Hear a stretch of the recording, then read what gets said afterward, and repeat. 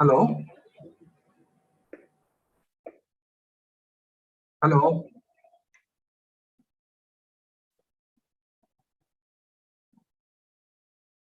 Hello. हाँ sir. अच्छा, ये रिकॉर्डिंग चालू कर दिया है क्या आपने? रिकॉर्डिंग चलो नहीं किया है, अभी लाइव ऑन किया हूँ, अभी वीडियो शेयर कर रहा हूँ। अच्छा अच्छा, ठीक है।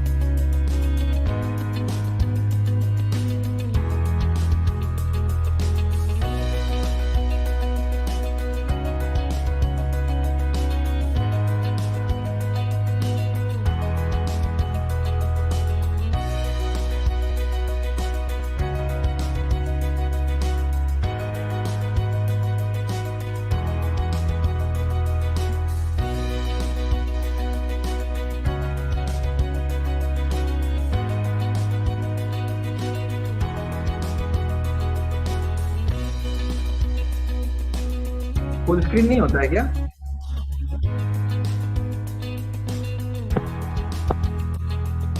हेलो।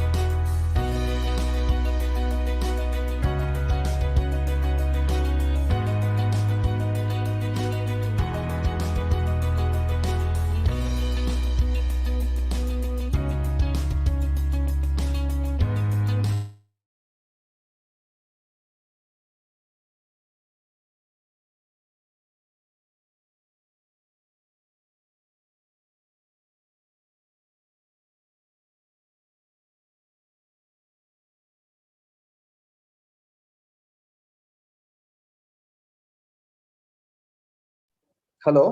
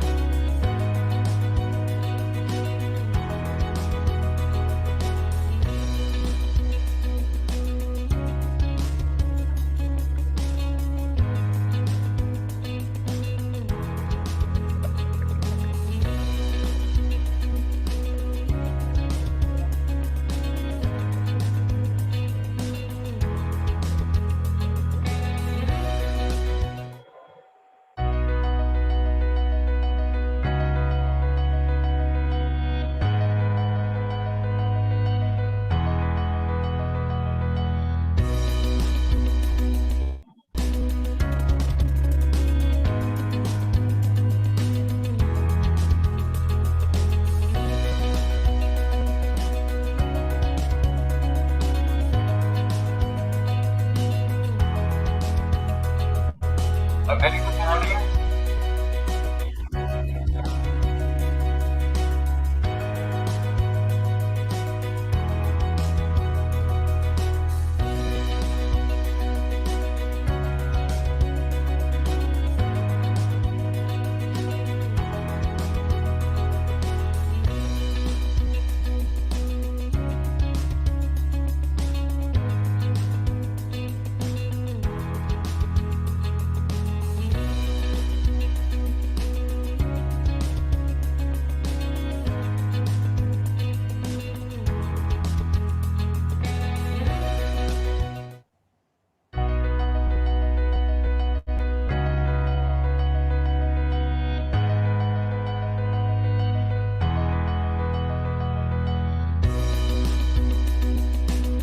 विवेक विवेक शेयरिंग राइट दीजिए ना।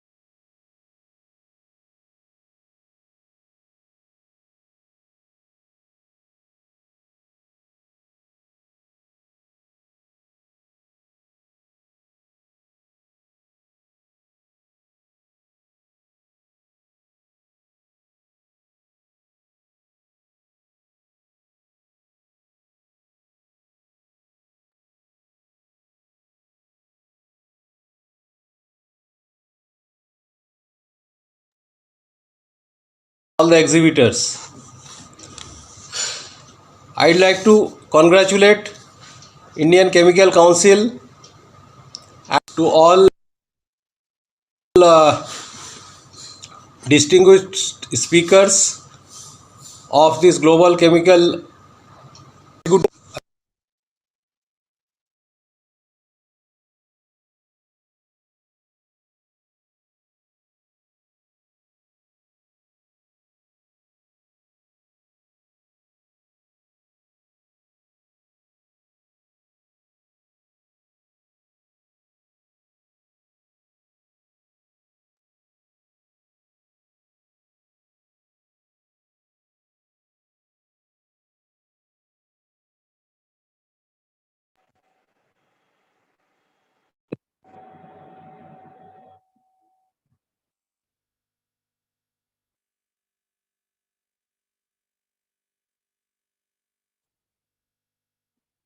A very good morning to all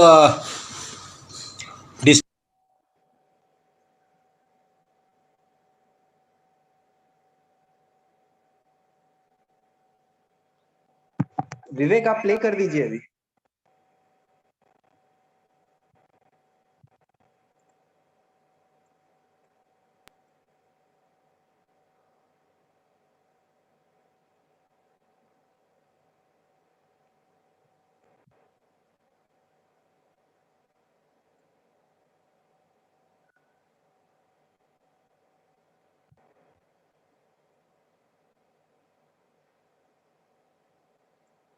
ICC का वीडियो प्ले कर दीजिए विवेक।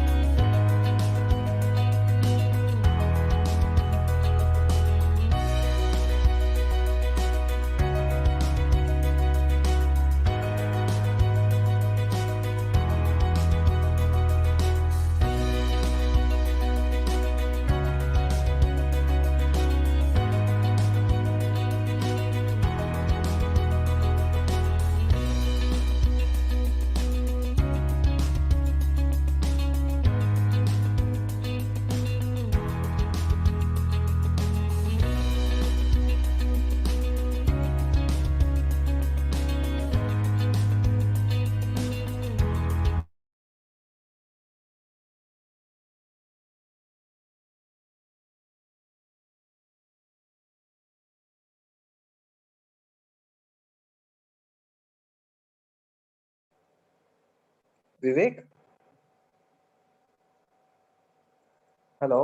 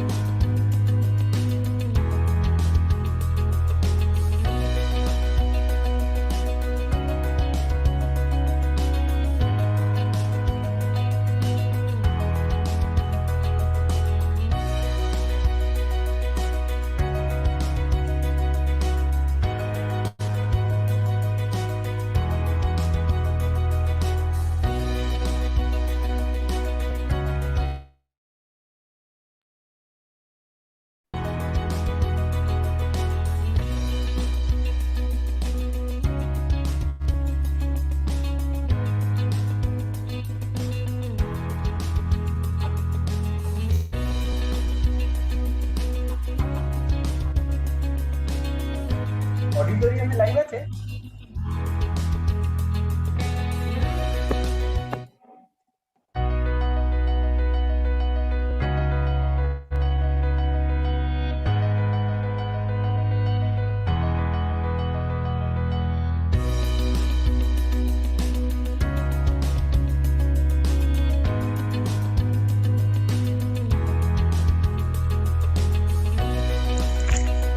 তুমি শুনতে পাচ্ছ আমার গলাটা?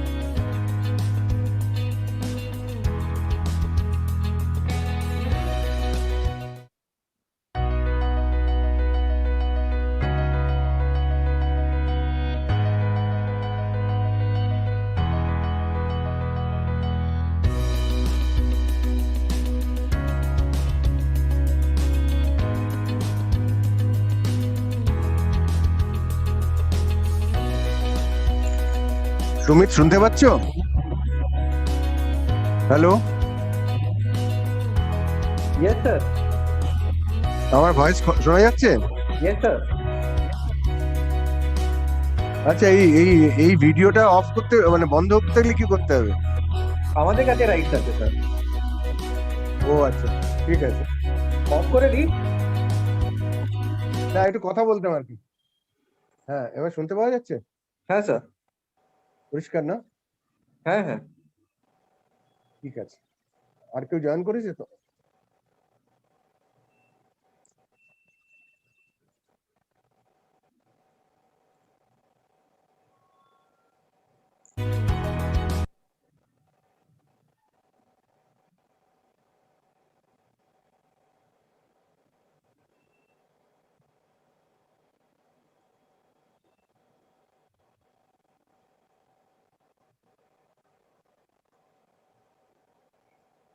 সাউন্ডটা অফ করে দিয়েছো নাকি?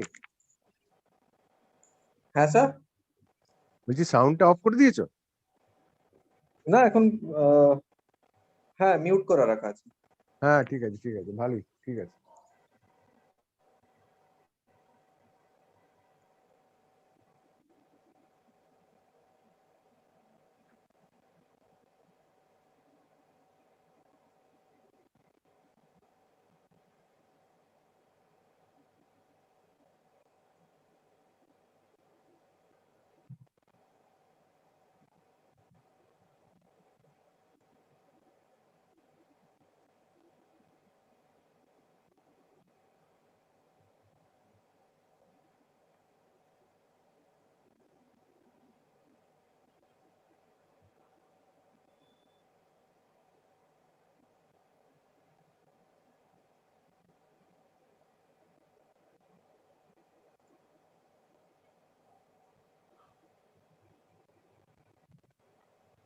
विवेक।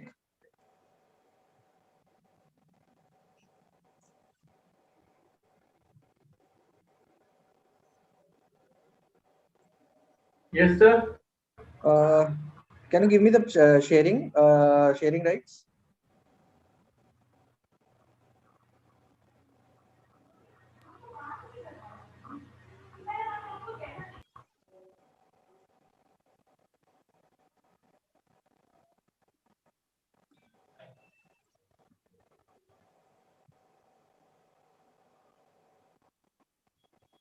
Mr. Thomas, good afternoon.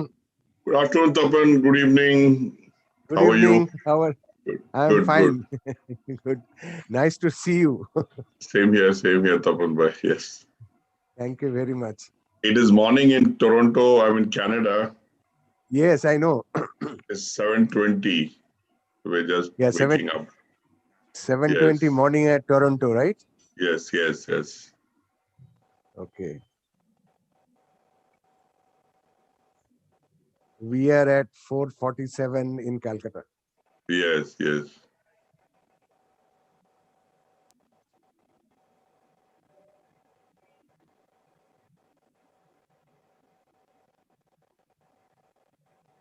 But you see, your photograph came so late that we could not really accommodate in the banner.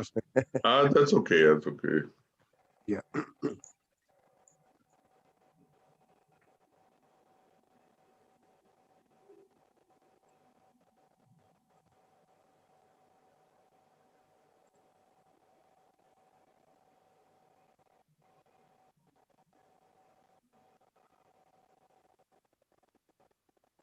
How is the climate in Toronto? It is cold now? No, it's getting warmer. It's about 25 degrees centigrade. Oh, achha. Nice and pleasant. 30 degrees, Yeah, 25 degrees. yes.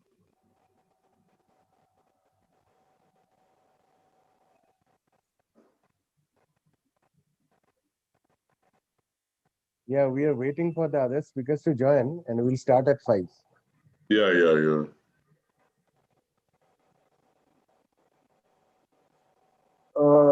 Tapan sir.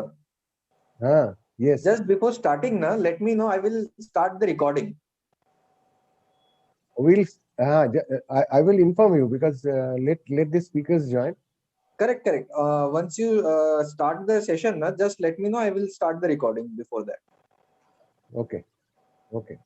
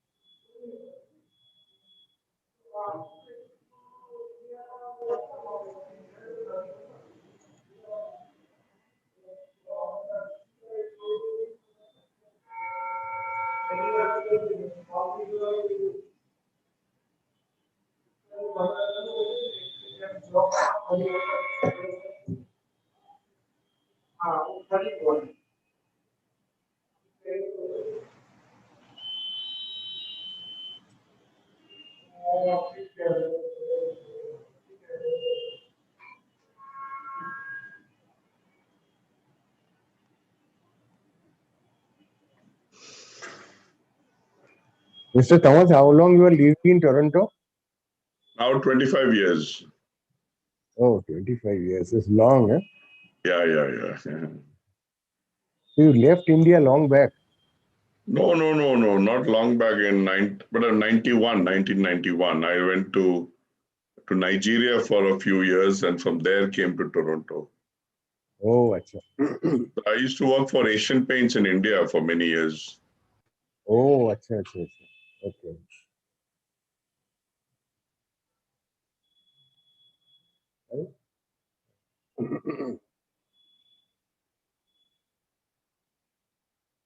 So you have a rich experience of working in Africa, right?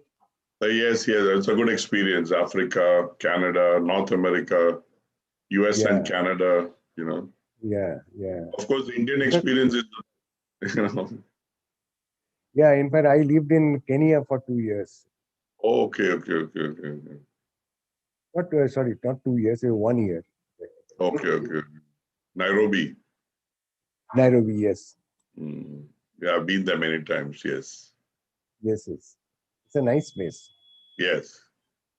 The climate is very nice. Very nice.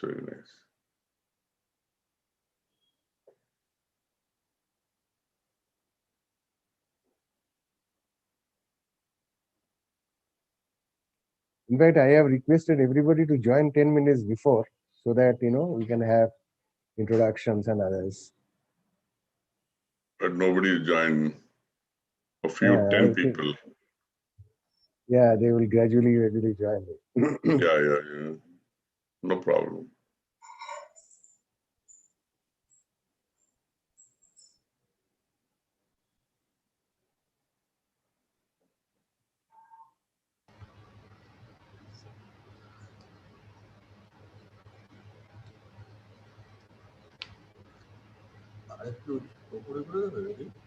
Dr. Tapanji. Hello, good afternoon.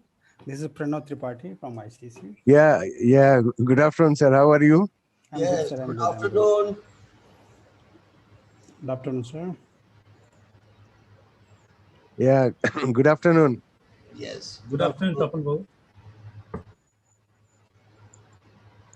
I'm Subhashchandra Chatterjee from Haldia Petrochemical. Yeah, good afternoon, Good sir. afternoon, How are sir. you? Yeah, fine. How are you? Nice to see you here. I mean, we are really happy to have you in this session. Yeah, thank you, Tapan Chattopadhyay. Yes. Thank you, sir.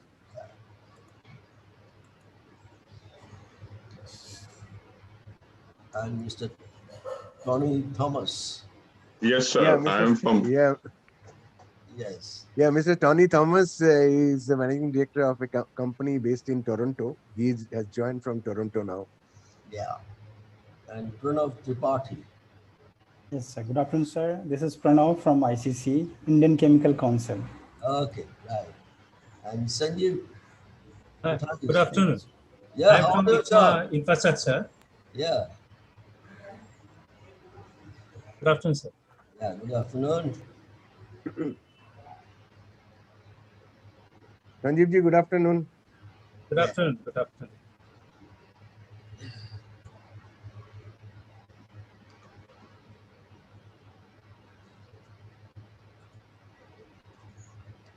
Mr. Samir বিশ্বাস is coming? No. Yeah, in fact, as because the parliament session is going on, Yeah. so he said that he has sent his message by video conference, Okay. and because the parliament is on, so he said that physically I will not be in a position to attend, but he has sent his complete message as his guest. Okay. Okay. Good afternoon. Good afternoon. Yeah, good afternoon, Dr. Singh, How are you? Director General of Indian Chamber of Commerce. Good to see all of you. Good afternoon. Hi, good afternoon. Good afternoon. Mr. Chatterjee, Yes. Mr. Kothari. Hi, good afternoon, Rajiv. Hi, good afternoon. I'm Mr. Thomas. Good afternoon. Tripathi. Hi. কলেজে admission কবে হবে সেটাও জানতে চাইছি একজন কত কি আমরা জানবো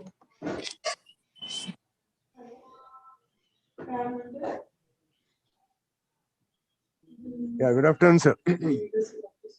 Hi, Debanai, good afternoon. Yeah, So- good afternoon.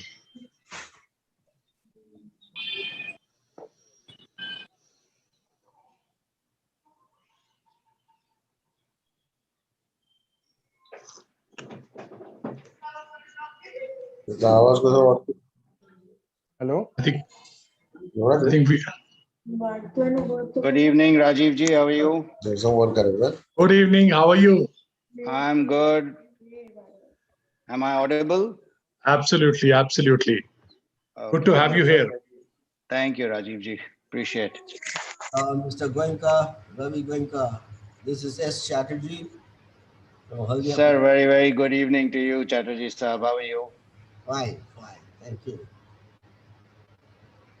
Good evening, Mr. Goenka. This is Tony Thomas from Canada, Toronto. Yes, how are you, Tony? Good Very evening, early, sir. very, very early morning to you. Good morning. Yes, sir.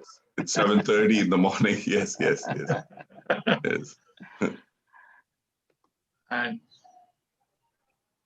Good afternoon, Mr. Goenka. Thank you very much. Not at all, Tapanda. Pleasure. and we are so happy to work again with ICC, our namesake. Absolutely, absolutely. I think we have a The very pleasure. long relationship. Oh, yes. There's no doubt about that. We are actually also we are born in East India, in Calcutta, right? Absolutely, absolutely. Calcutta. Yes, yes. And you are a bit older than us. We were formed in 1938. I think you are 1925. 25, yes, yes. Yeah. Absolutely. So, wow. Wow. And we had affiliation earlier. Yes, I know. Wonderful. Yes, But yes. these And are now, good initiatives. absolutely, absolutely. It's get to correct. And now we have ICMMA, who is also here. I think past president is here. Mr. Hi, Kothari. good evening, Mr. Kothari. How are you? Yeah, fine, sir. So, Tapan, should we start? I think more or less all are here. Yes, yes, yes. We can 5 start. o'clock. Yes, yes.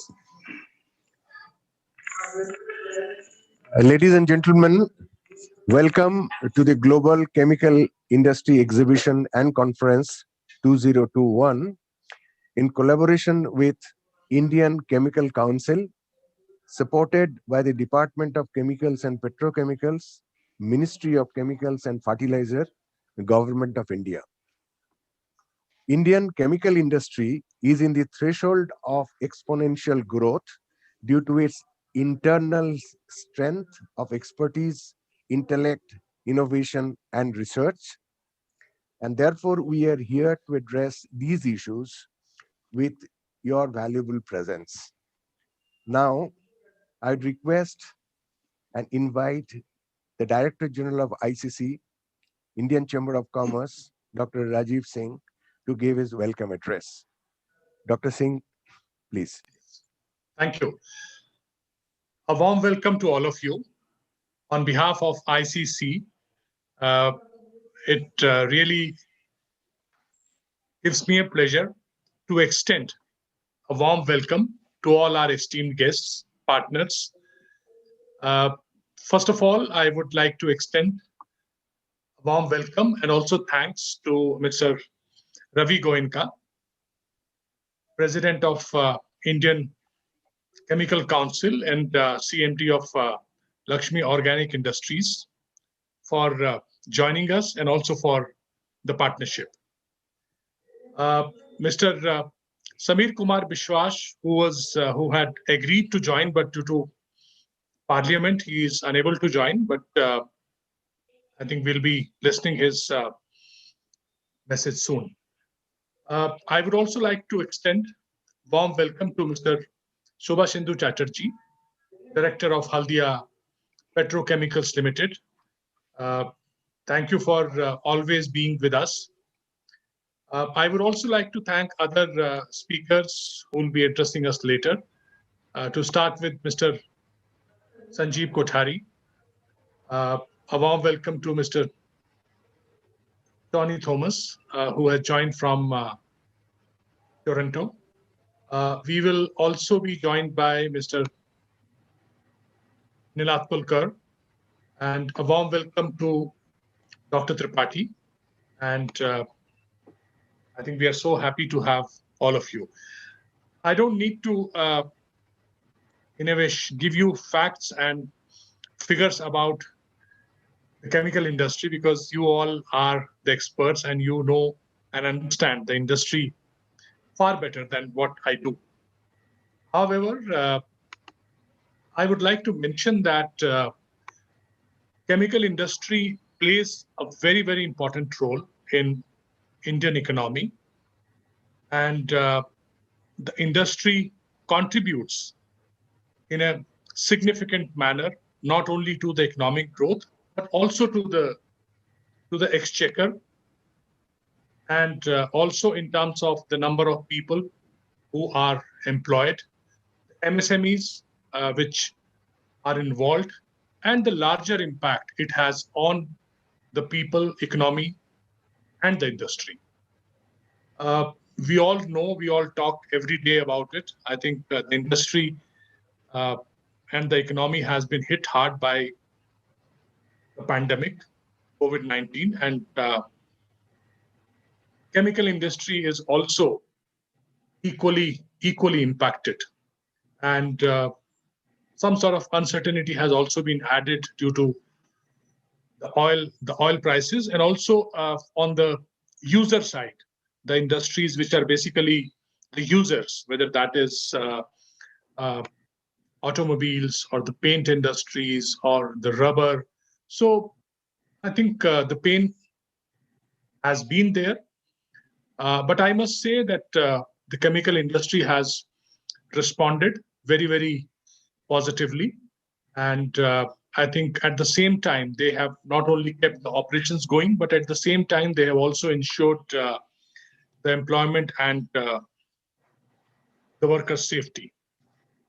And we are hopeful that with the passage of time, vaccination numbers going up, things would start to improve. Already we are seeing some momentum in some of the sectors, and I'm sure this will be widespread and well felt now. The chemical industry is huge, which is expected to be almost US $304 billion by 2025. And I think the sector also plays an important role when we talk about Atmanirbhar Bharat or vocal for local. Industry definitely has some issues in terms of the regulatory framework, and also in terms of the market access, technology and all. But I'm sure with the involvement of government and all of us together, will be able to make contribution and maybe look at becoming more competitive globally. This event at this point of time is basically an effort from ICC and to work with all of you, basically to strengthen the business relations which the industry has built over the years. And also, while there are travel restrictions, to use the virtual platform to build new partnerships. At the same time, look at synergies which the businesses can find, and keep the dialogue going on. With these words, I would like to just say that the response to the virtual event has been quite good. We have more than 35 companies who are showcasing, and I'm told we have 900 plus foreign companies or their people who have already registered on the platform. So we are hoping that the companies who are here will have fruitful discussions. With these words, I would like to once again extend a warm welcome to all of you. And I'm sure the companies will have a fruitful engagement over next 4 or 5 days. Thank you so much. Thank you, Dr. Singh, for your thank you, Dr. Singh, for your welcome address. We are happy to inform that this exhibitions is being participated from the companies of Canada as well as from Brazil. And now I would invite Mr. Subhashendu Chatterjee, the whole-time director of Haldia Petrochemicals, to give the keynote address. Over to you, Mr. Chatterjee.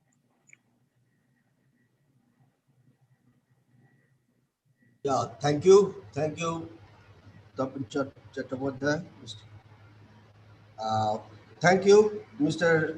Rajiv Singh, for your warm welcome address, and I welcome the other dignitaries and participants. It is indeed a matter of privilege for me to address this August gathering today, who are present for the opening of Global Chemical Industry Exhibition and Conference 2021, organized by Indian Chamber of Commerce in collaboration with Indian Chemical Council. The Indian Chamber of Commerce has a long and cherished history, established by a group of pioneers led by Sri G.D. Birla. Indian Chamber of Commerce was the first organized body in India to voice the concern and aspiration of indigenous industries from 1925 onwards. Haldia Petrochemical has always actively participated in the annual petrochemical complex, which was a much sought after annual event till COVID changed the way we do business. It is also very heartening to note that other ICC, which is the Indian Chemical Council, the same acronym initials, is collaborating in this venture with the Indian Chamber of Commerce. Indian Chemical Council, which started as the Indian Chemical Manufacturers Association, was founded in the year 1938 by Acharya P.C. Ray and Sri B.D. Amin, along with a group of industrialists for promoting the interest of the nascent chemical industry. What began as a vision emerging from the foresight and aspiration has become the representative body of the 150 billion chemical industry in India. Over the years, the Indian Chemical Council has evolved into a movement embodying the goal, concern, and achievements of the chemical industry in India. Indian Chemical Council is also equally mindful of the responsibility of the chemical industry to aware of the environmental concern and duties, and it is very active proponent of the responsible care program, which calls on companies to demonstrate their commitment to improve all aspects of activities related to health, safety, and environment. It will indeed be a pleasure to hear from Mr. Ravi Gainka ji, who is the current president of the council and one of the highly respected figure in the Indian chemical industry. We at Haldia Petrochemical cherish our long and fruitful relationship with Indian Chemical Council and were one of the original signatories to the Responsible Care Program. It is a matter of pleasant coincidence that these two great institutions, which originated from Calcutta and have such a great record of serving the industry, have come together for this event. I'm sure that this stature of this conference has been enhanced many times with the support of the Department of Chemical and Petrochemical, which is commonly called the DCPC in the industry circle. As you are aware, Haldia Petrochemical, as well as MCPI, which was earlier known as Mitsubishi Chemicals, are a part of the TCG group in the Eastern India, and both are directly in the petrochemical space. Therefore, our interaction with the DCPC is extremely regular and intense. I have no hesitation in acknowledging that in the past 6 years, when TCG Group got the management control of these petrochemical assets, we always found the DCPC to be extremely helpful and giving proper guidance to these industries. And I would be failing in my duty if I don't mention with gratitude the constant help, encouragement, and guidance we have always received from Mr. Samir Biswas, the Additional Secretary. We are indeed thankful for the same, and I am sure when his turn comes, we will hear more about the DCPC's vision from Mr. Biswas. As we know, the next Indian aspiration is to become a $5 trillion economy. And the manufacturing sector will have to play a major part in India, has to reach the target within a reasonable time frame. The chemical petrochemical manufacturing sector too has to contribute significantly in India is to achieve our aspiration. We are all aware chemical and petrochemical are major enabler of the GDP growth. Both the chemical and pharmaceutical sector have the potential of creating opportunities for setting up a multiple level of downstream units. Sorry.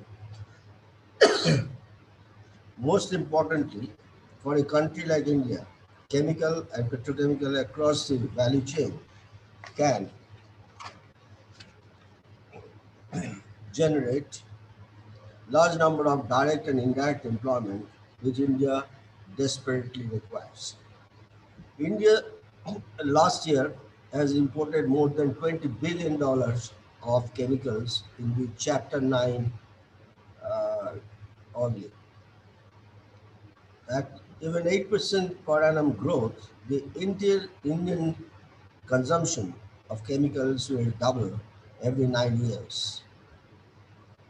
A study done by the DCPC had indicated that in petrochemical also, a world-scale cracker, which will be something like 1 million tons, would be required every second year. In India, had to retain its self-sufficiency. Our per capita consumption is now 11 compared to US, Europe, China, it's all on double-digit figure. Of course, in certain product like PVC, India's current dependency on import is almost 50%. There are a lot of threats today in Indian chemical and petrochemical industry, but all of them can be converted to opportunities given the proper impetus by government as well as mobilization of capital resources, technology by the Indian enterprises. The recurring trade conflict internationally and the protectionist stance by many countries are leading to major shift in global supply chains. While this can pose serious problem to the Indian industry in the short run, it would also provide great opportunities for India to become a chemical and petrochemical manufacturing hub in the year to come. One of the constraints which had hindered the growth of the chemical and petrochemical industry in India was not having easy access to the best-in-class technology for a number of products. As most of you are aware, Haldia Petrochemical last year became the first Indian petrochemical company to acquire a world-renowned hydrocarbon technology company based out of US, which has more than 130 different patented processes, 7,000 patents, which it licensed across the world. This sort of opportunity comes very seldom. So we got this to make Atmanirbhar Bharat. I think this technology base will be a very important aspect. So that Indian companies supplying the world-class technology. This would obviously help the Indian enterprise to acquire world-class technology with much more ease. However, for India to become significant supplier of chemicals and petrochemicals to the world, in addition to becoming self-sufficient, will require certain fundamental and structural changes in the way the industry operates now. The chemical and petrochemical industry, respective of their scale and size, would need to adopt a more holistic manufacturing policy.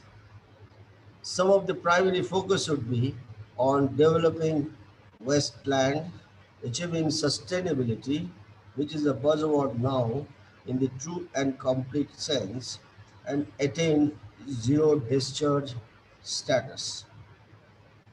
The circular economy will replace linear economy in the petrochemical sector, whereas in the chemical industry, the demand for specialty and high performance product will grow rapidly. Carbon dioxide capture, zero discharge plants, and enhancing plastic recycling will become important parameters for industries of tomorrow.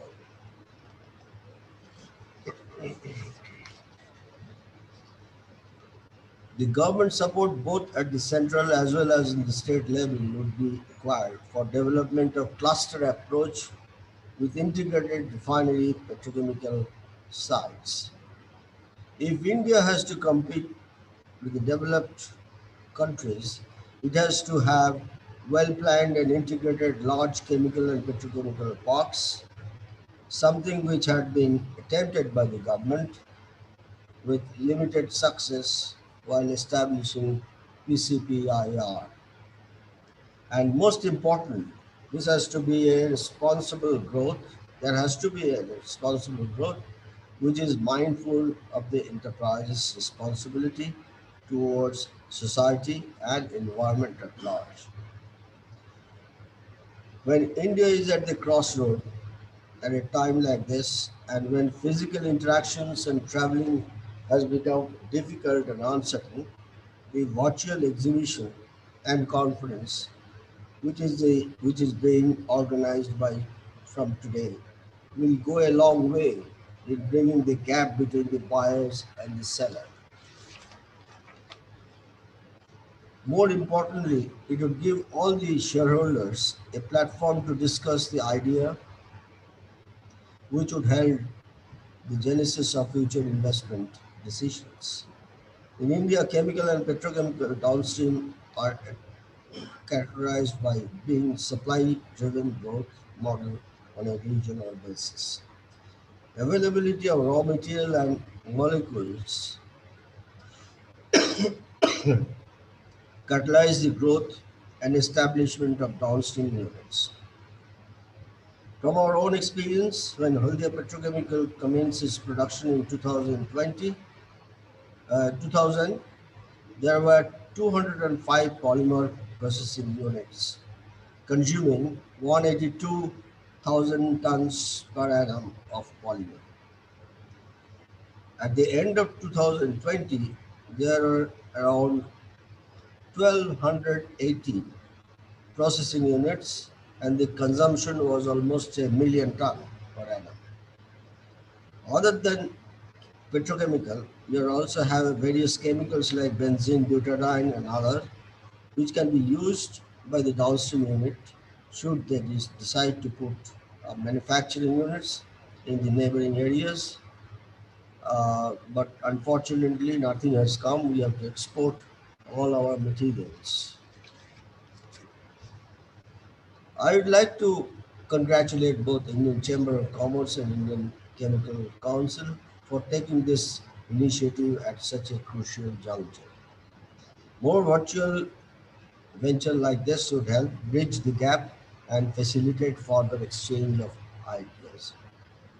Thank you very much, and it would now be very interesting to hear the viewpoints of the President of Indian Chemical Council as well as Additional Secretary DCPC. On behalf of the Chatterjee Group, Haldia Petrochemical and CPI, I wish this conference a great success. Thank you. Sorry. Thank you very much, Mr. Chatterjee, for your excellent keynote address and very informative deliberation. Now, I will request our guest of honor of today, Mr. Ravi Goenka, the President of Indian Chemical Council and also the CMD of Laxmi Organic Industries Limited. Over to you, sir, Mr. Goenka. Thank you very much, Mr. Chattopadhyay. And a very good morning to you, Tony, and good evening to most of us over here. Thank you, Dr. Rajiv Singh, Director General of the Indian Chamber of Commerce, for the most generous words. It is indeed a pleasure of mine to represent the Indian Chemical Council on the anvil of the Global Chemical Industry Exhibition and Conference organized by yourselves and partnered by ICC. I would like to convey my good wishes to all the dignitaries present here today. It is really a pleasure to listen to a veteran like Shri Subhashenduji Chatterjee. We have the privilege of his company's long-standing association with ICC and also through Mr. Chandan Sen Gupta. We also had the privilege and pleasure of hosting Shri Purnenduji Chatterjee, who had graced our annual awards function last year as the guest of honor in September 2020. The advantage, sir, of being the first speaker is that you've covered most of the points, but at the risk of being repetitive, I will talk about the values and the vision for which Indian Chemical Council stands for. Thank you, sir. I must also congratulate Shri Samir Biswas, who could not grace this occasion in person, but I believe he has sent his speech on a video, but he has always been a strong supporter.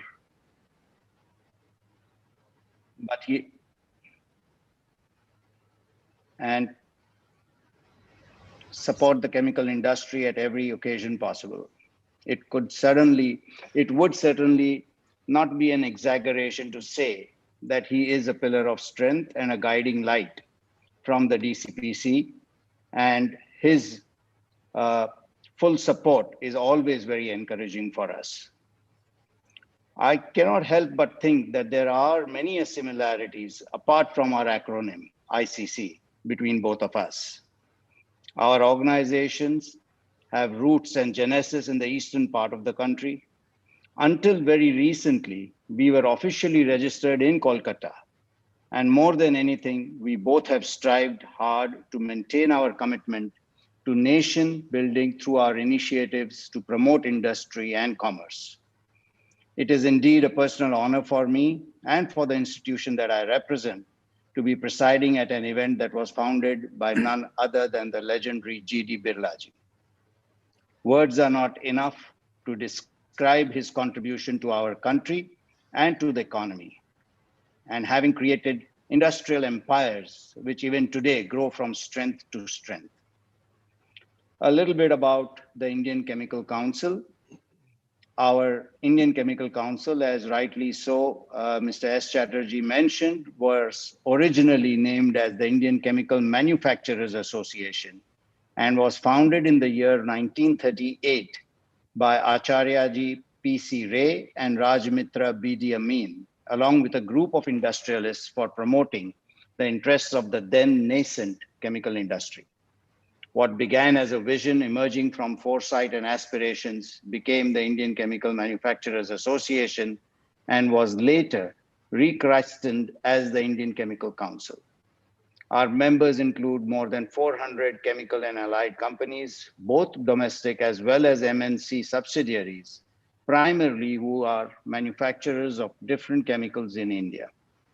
Over the years, the Indian Chemical Council has transformed and evolved into a movement embodying the goals, concerns, and achievements of the Indian chemical industry. In keeping with the fast-paced growth of the industry in the latter half of this century, we have given an impetus and voice to the objectives and aspirations of the industry. Realizing the power of information, we have consciously worked as a bridge between the industry and various state and union government authorities and policymakers. We, just like your association, started our journey back in the pre-independence era with foresight that stood the test and vagaries of time. We have the same DNA that clearly spells out India first and Atmanirbharta. Before these words became buzzwords and the bedrock of domestic industrial policy in the recent past.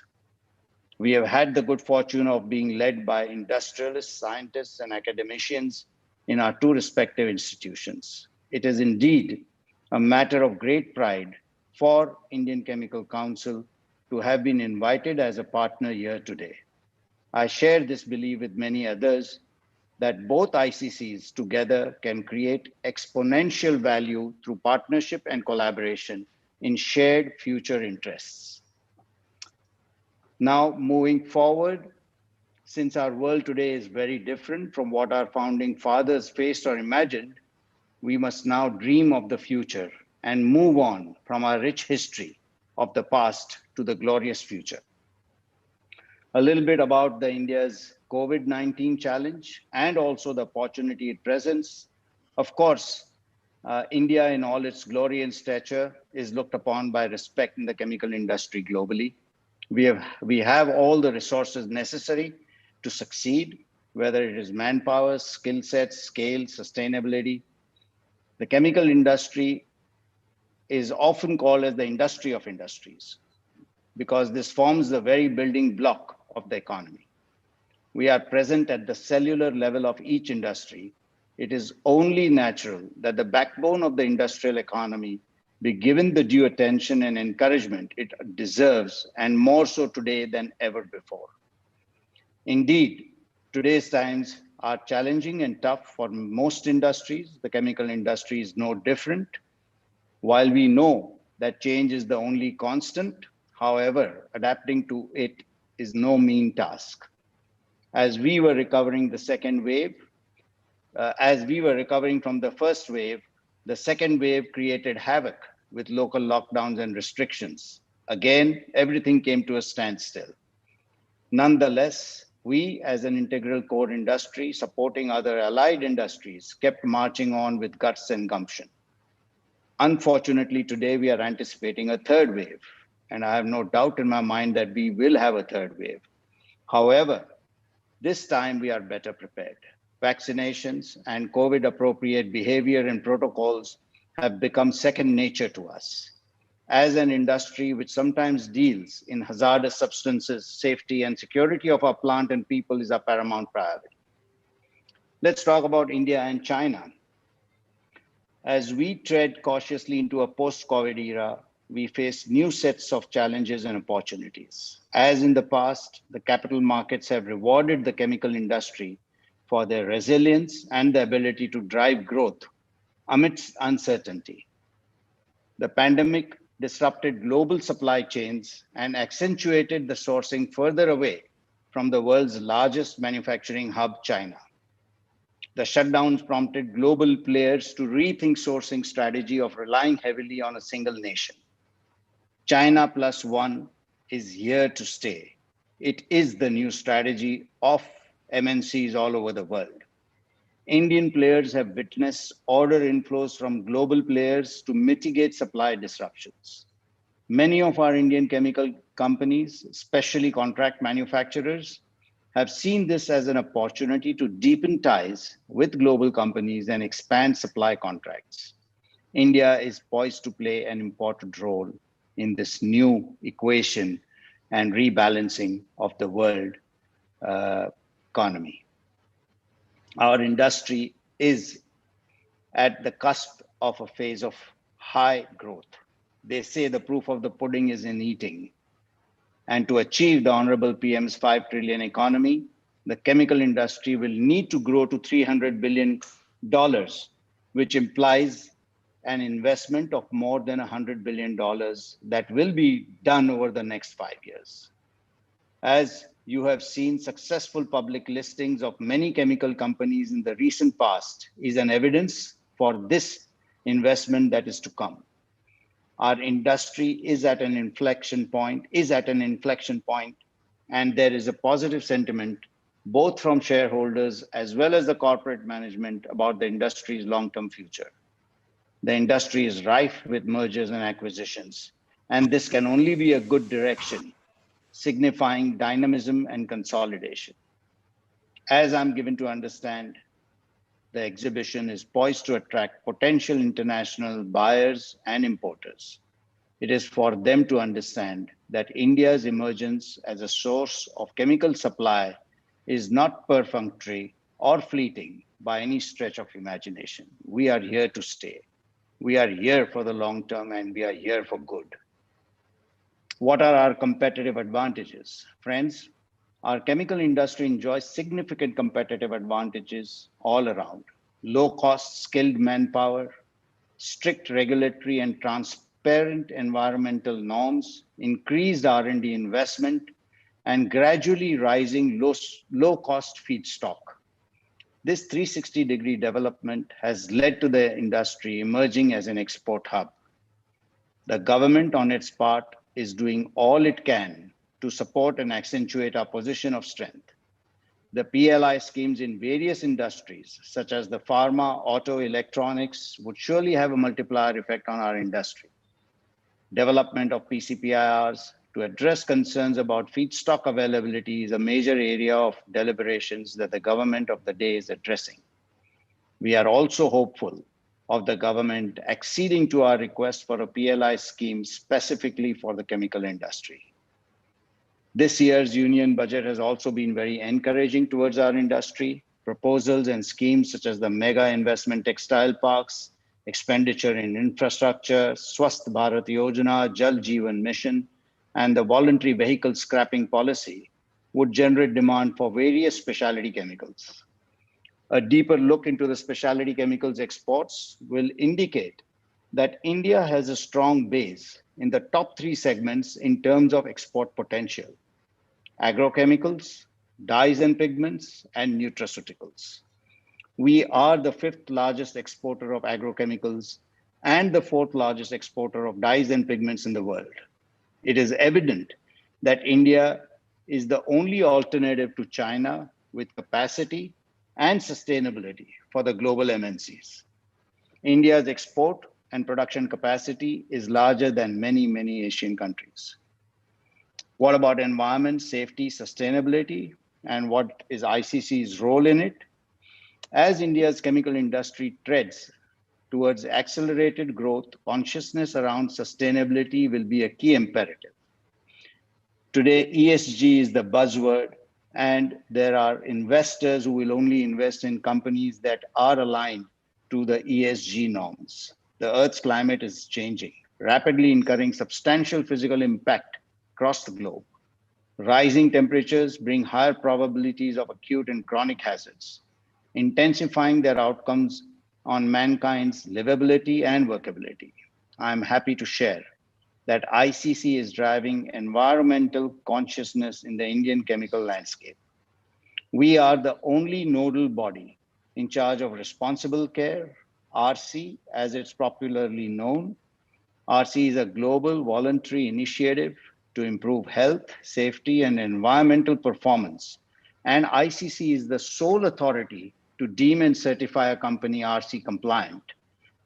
Thank you, Mr. Chatterjee, for being a RC compliant company at Haldia Petrochemicals. Later today, my colleague, Dr. Pranav and Mr. Shankar would present ICC's initiatives like responsible care and nicer globe. Given all this and more, there is a change in the driver's seat in our ministry. A very dynamic man. We have had several interactions with him, and he is upright, outspoken, and his intention is to deliver results and not just talk. So Shri Mansukh Mandavia is now our Cabinet Minister for Chemicals, and we are extremely excited about this. Of course, he also holds another very important portfolio as the Minister of Health and Family Welfare. We wish him great success and offer our best support in his endeavors. In the same breath, we would like to welcome Shri Bhagwant Khuba as the new Minister of State for Chemicals and Fertilizers. The theme of our present event, which is now going to be open for the next 10 days, Empowering India, could not be more apt. It is heartening and really encouraging to see the prestigious organizations like yours are continuing to hold exhibitions and events. Such events are the need of the hour in a time where business morale has taken a beating. I assure you that whenever such events are organized by the Indian Chamber of Commerce, we shall support the chemical industry to the hilt. We are excited at the prospect of partnering, collaborating, and deepening our ties with the chemical manufacturing community from East India and all over India. Before I end, I have to thank our very senior colleague from the chemical industry, Shri Ashwinji Shroff, who has been the catalyst in getting our two institutions together. His foresight is exemplary, and our industry owes credibility to stalwarts like him. I congratulate again the Indian Chamber of Commerce and would like to wish all the success to this event and look forward to future collaborations. Thank you, sir, and wish you all the very best. Thank you very much, Mr. Goenka. I mean, it is an excellent opportunity to listen to you also and see the inner side of the industry. Now I will, as Dr. Singh has already mentioned, that Mr. Shamir Kumar Bishwas could not physically present into this program, but he has sent his speech in a video, and I will ask to run this video at this moment.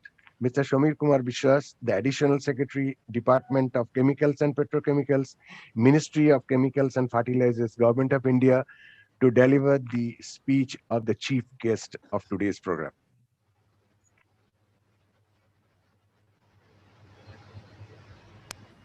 A very good morning to all distinguished speakers of this Global Chemical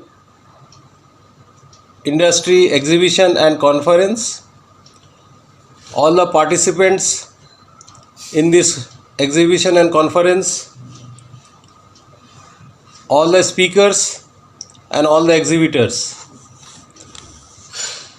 I'd like to congratulate Indian Chemical Council and Indian Chamber of Commerce, Kolkata, specifically for organizing this very important exhibition cum conference in Kolkata for boosting chemical and petrochemical industry in the eastern region of the country.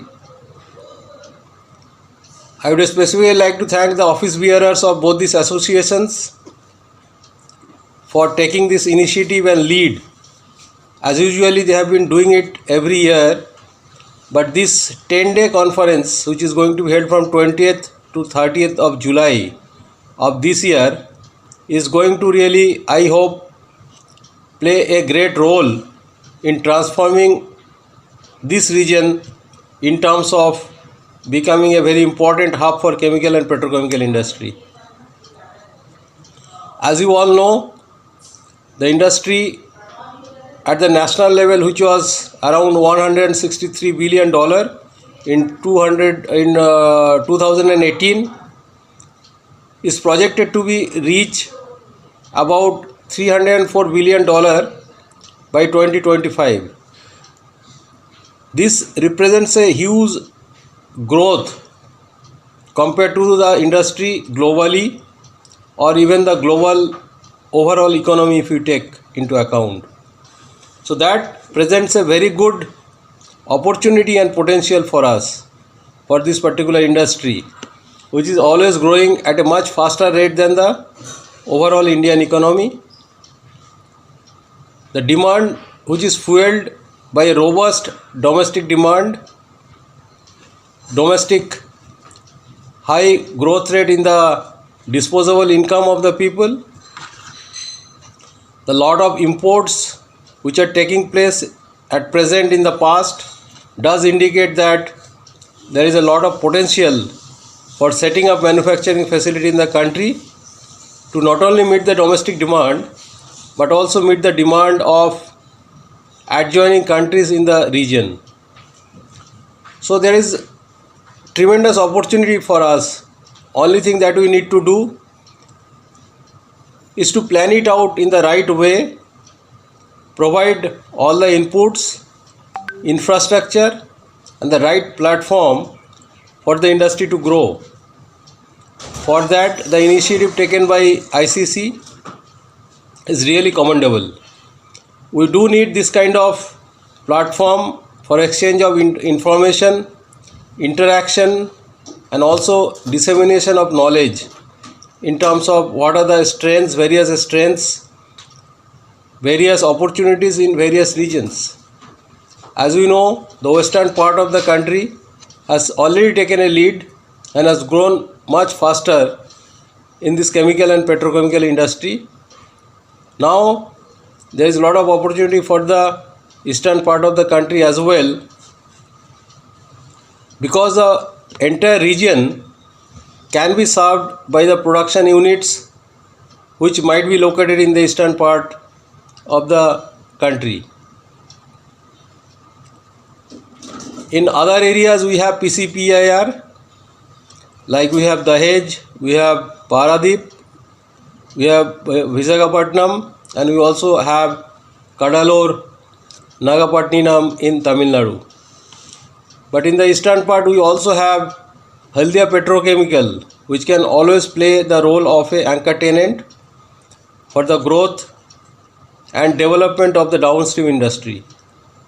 And I'd like to really thank them that they could revive the company and make it operational, and it's doing well, which will really give boost to the downstream processing industry, which generates a lot of people and can indirectly help the economy of the region grow much faster. So to take it forward further, we need to take a lot of initiative to work out and understand the advantages, opportunities and potential of this region for the growth of chemical and petrochemical industry. With that information, we need to organize this kind of conferences and exhibition for informing the people, for informing the investors, for informing the consumers that there is a potential in this region and these are the right product lines for which the demand is quite high in this area, which are getting imported to great extent, indicating that there is a potential and opportunity for those product lines in this region. These are the advantages and key factors which will ensure success of these investments. All the governments, state governments as well as central government, taking all the initiatives to make ease of doing business much more improved compared to other countries like Singapore and other adjoining areas. In terms of enhancing ease of doing business, we already have done good enough work, and that is an ongoing process. And to ensure growth of investment, all kinds of initiatives are being taken to ensure that all regulatory processes are smoothened, streamlined, and made much easier to ensure compliance without compromising the ultimate objective of those objective and goals of those regulations. At the same time, making it much easy for the business to comply, and also by that process reduce cost and time. So all initiatives are being taken by the government to make investment friendly environment and ensure that we achieve the goal and the potential that we have. So from that point of view, this 10-day workshop and conference is of extreme importance. I am really glad that this is being held in Kolkata, which will obviously give a big boost to the industry and ensure that in the future days we work together and we work towards the growth of not only the region but the entire country, entire industry, including our chemical and petrochemical industry. As you might be aware that production link incentive has been announced for certain segments where there is some criticality involved, like pharmaceuticals, automobiles, etc., and such a huge amount of production link incentive scheme given to those industries which are basically consumers of chemicals and petrochemicals clearly shows that the demand for chemicals and petrochemicals are going to grow much more than that it happened in the past due to this incentive scheme announced by the government. So there is an indirect incentive to invest much more in chemicals and petrochemical industry, which always grows at a much faster pace than the consumer and other industries and the entire economy. So that is the opportunity in front of us. We must try to seize this opportunity, prepare the areas, regions, find out the project profiles, prepare some kind of blueprint for the development of this area and present it before the prospective investors. Haldia Petrochemical could play a very big leading role in that respect because they are an important player, and I request them to play this kind of role in association with the government so that we can put in the right kind of framework, policy framework, implementation, etc., whatever will ensure growth of the industry.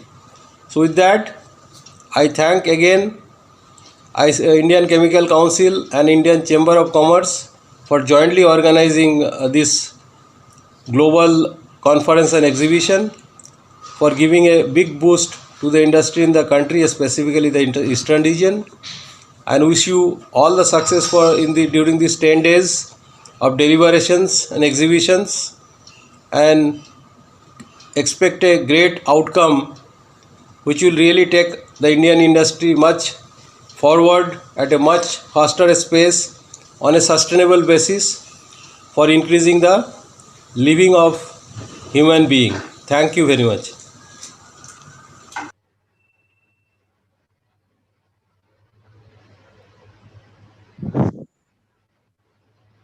Now I'll request Dr. Singh to give the vote of thanks. I think before that, we can just take a virtual tour of the expo. Yeah.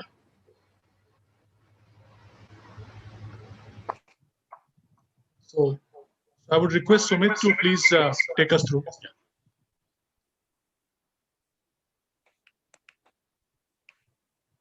Good evening, everyone. I have shared the screen. Hope that screen is visible to everyone. Yes, it is. Okay, thank you so much, sir. Good evening, everyone. This is the virtual exhibition platform wherein all the visitors or buyers who have registered for the exhibition will come. We have shared this link to all the buyers who have registered for this exhibition on their email, and once they come to this link, they will be greeted with this screen with the exhibition center. Here, they can just enter their registered email ID.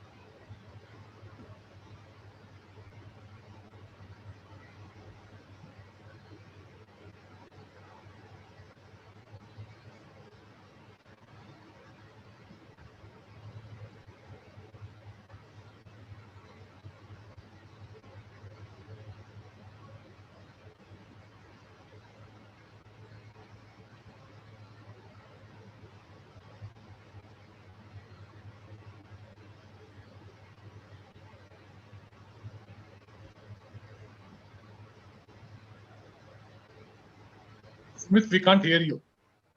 Maybe you want to reshare your screen.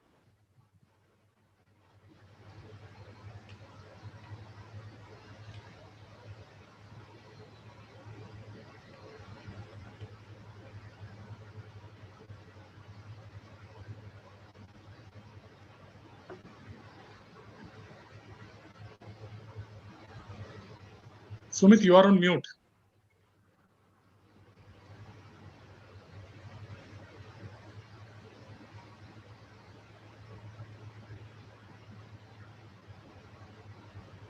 Just a minute, sir. He's presenting. Okay, okay. Hello. Are you audible, sir? Yes, go ahead. Am Go I ahead. audible, sir? Yes, go ahead.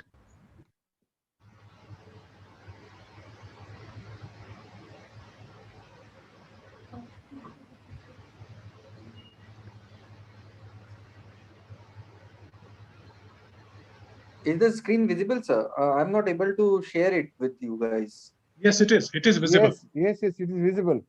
Can you enter? Please go ahead. Can Yeah, you just put enter the email ID and start.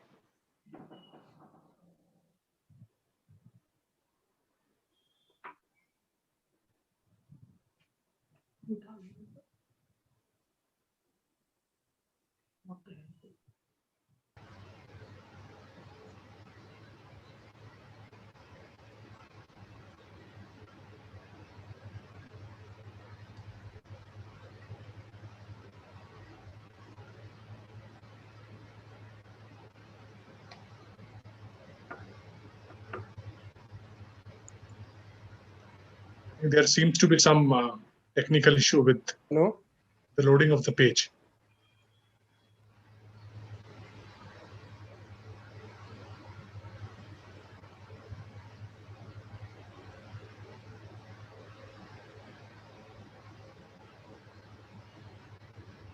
Yes, Sumit is on mute. You need to unmute.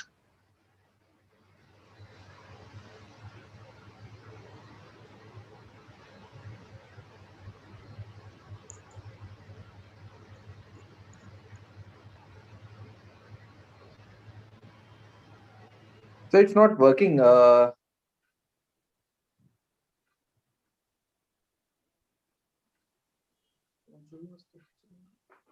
Are you not able to share?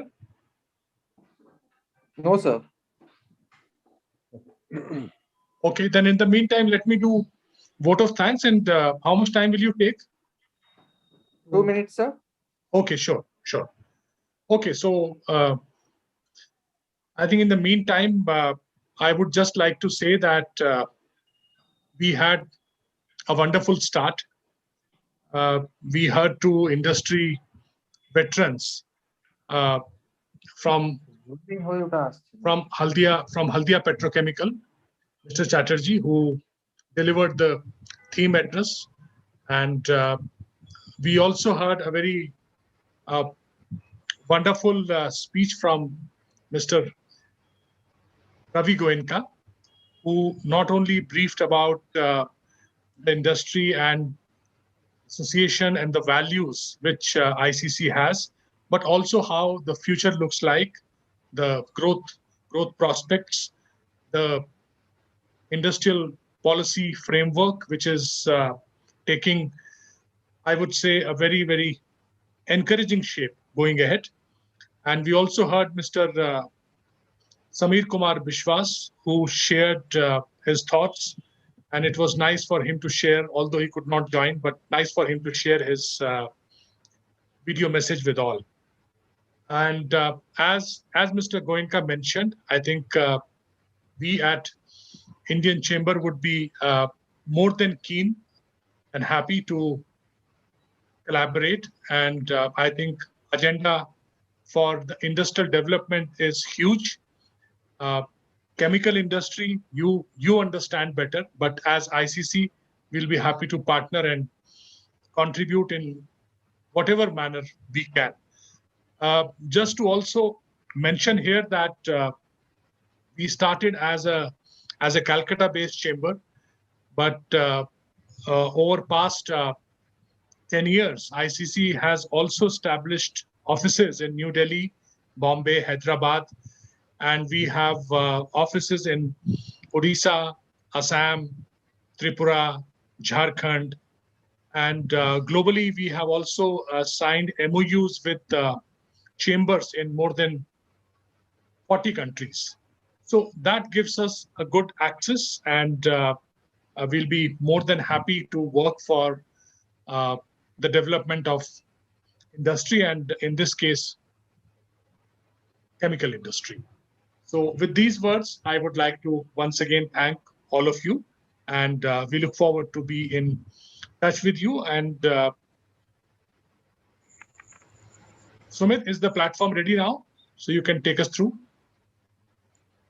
If not, maybe then, yeah, please go ahead. Yeah.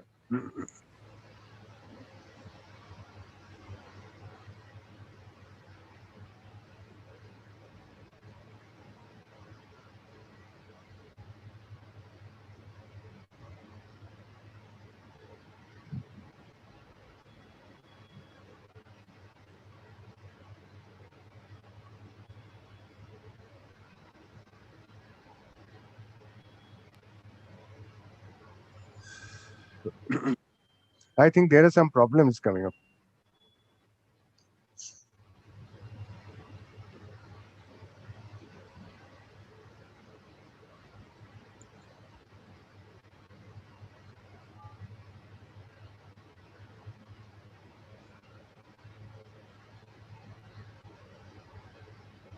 So in the meantime, I think we can start with the next one. Yeah. And maybe they will just fix it up and show it to us. Yes. So thank you, Dr. Singh. Now we are. Sorry? Oh, okay. Yeah, sharing the screen, sir. Okay. Yeah.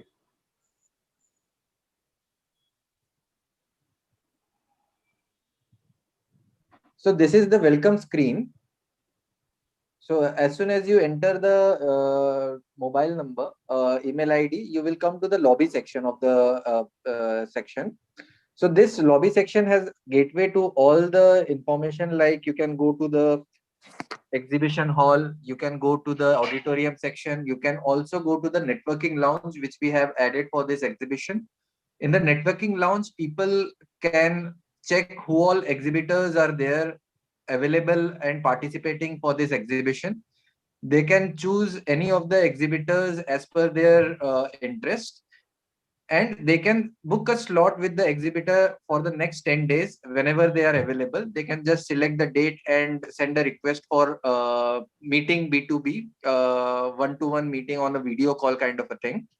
So this facility has been given to all the buyers so that they can easily schedule a meeting with the exhibitor and do a video call for half an hour and get to know more about the exhibitor on a direct video call. We also have the exhibition hall, wherein all the participating exhibitors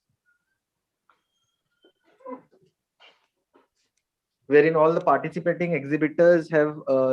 showcasing their stalls. So these are the stalls which buyers can view and browse. So every exhibitors have been given some nice 3D kind of a stall, and in each stall they have all the details like about us section is there, wherein they have displayed their company profile, the important or representative who is from the company,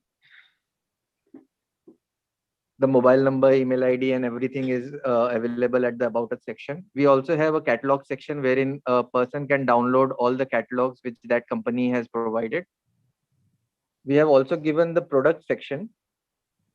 So as soon as the buyer clicks on the product section, all the products will get displayed, and I can click on any of the product to see what exactly the product is all about. All the information will be available at the product section.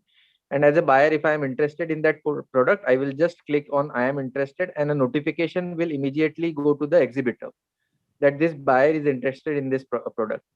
We have also given multiple connect facilities like video call, WhatsApp, chat, inquire now, to facilitate instant connect with the exhibitor. We also have given a business card facility. If I, as a buyer, if I click on this business card, my email, my contact details will get shared with the exhibitor instantly on their email and the dashboard. So all these facilities are available. If I click on the next, I will go to the next stall. We have also given a video, corporate video display facility on the stall itself. So as a company, they can provide their video, and as a buyer, I can just watch the video and understand what that company is all about.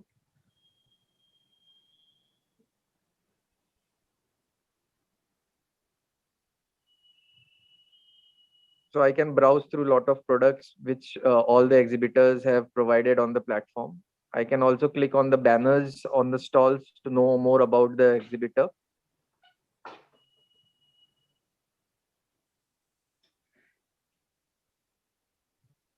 And we have an infotext section wherein we have given a smart search.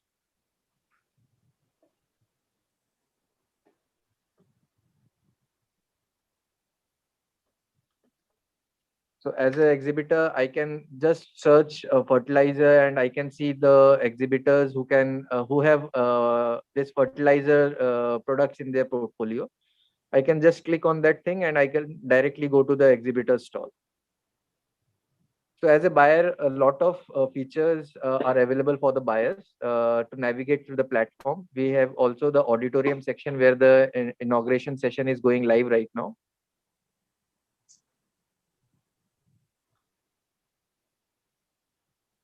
Back to you, Tapan sir. This is the platform where buyers and exhibitor will connect for the next 10 days. Okay. Thank you. Okay, thank you. You can unshare the screen. Yeah. Okay. Now we are in the open session. I will invite Mr. Sanjeev Kothari, the chairman of ICMMA and Infrastructure, and he's also the he will speak on the growth and prospect of MSME chemical industries in West Bengal, a perspective. And he's also associated with SPV for the upcoming ICMMA Chemical Park project. Over to you, Mr. Sanjeev Kothari.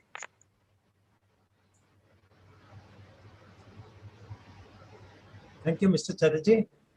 Good afternoon to you all. It is indeed a wonderful platform where two doyen of Indian industry, at one side Indian Chamber of Commerce and the other side Indian Chemical Council, meeting together, joining hands to bring up a real wonderful perspective in through the virtual media. Excellent, sir. Now, coming back to my subject for today evening, the growth and prospect of MSME chemical industries in Eastern India, particularly in West Bengal.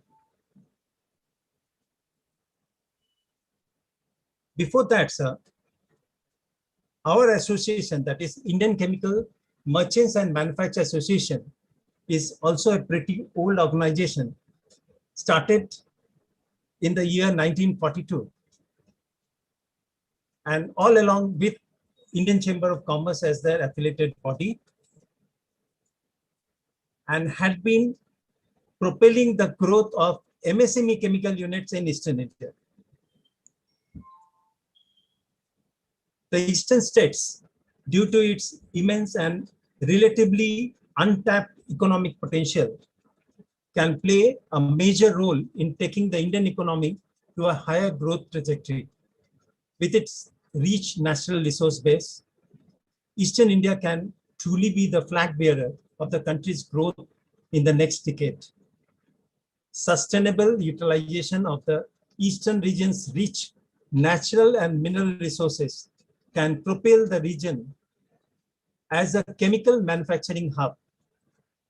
Manufacturing, through its various backward and forward linkages, can lead to significant employment generation and contribute to the East rising as well. West Bengal especially has a tremendous potential in chemical industry. Having said that, now let me consider the feature of Indian chemical industry as a whole before coming to MSME in West Bengal. The Indian chemical industry is a significant component of the Indian economy with a revenue of approximately $80 billion and is ranked 6th largest in the world and 3rd largest in Asia. Covering more than 80,000 commercial products, India's chemical industry is extremely diversified and can be broadly classified into bulk chemicals, specialty chemicals, agrochemicals, petrochemicals, polymers, and fertilizers. Globally, India is the 4th largest producer of agrochemicals after US, Japan, and China. India accounts for the 16% of the world production of dyestuff and dyes intermediates. Indian colorants industry and has emerged as a key player with a global market share of more than 15%. The country's chemicals industry is delicensed except for a few hazardous chemicals. India holds a strong position in exports and imports of chemicals at a global level and ranks 14th in exports and 8th in imports at global level, though I am excluding the pharmaceuticals. The domestic chemical sectors, small and medium enterprises are expected to showcase 18 to 23% revenue growth in financial year 22, owing to an improvement in domestic demand and higher realization due to high prices of the chemicals. India's proximity to the Middle East, the world's source of petrochemical feedstock, enables it to benefit on economics of scale.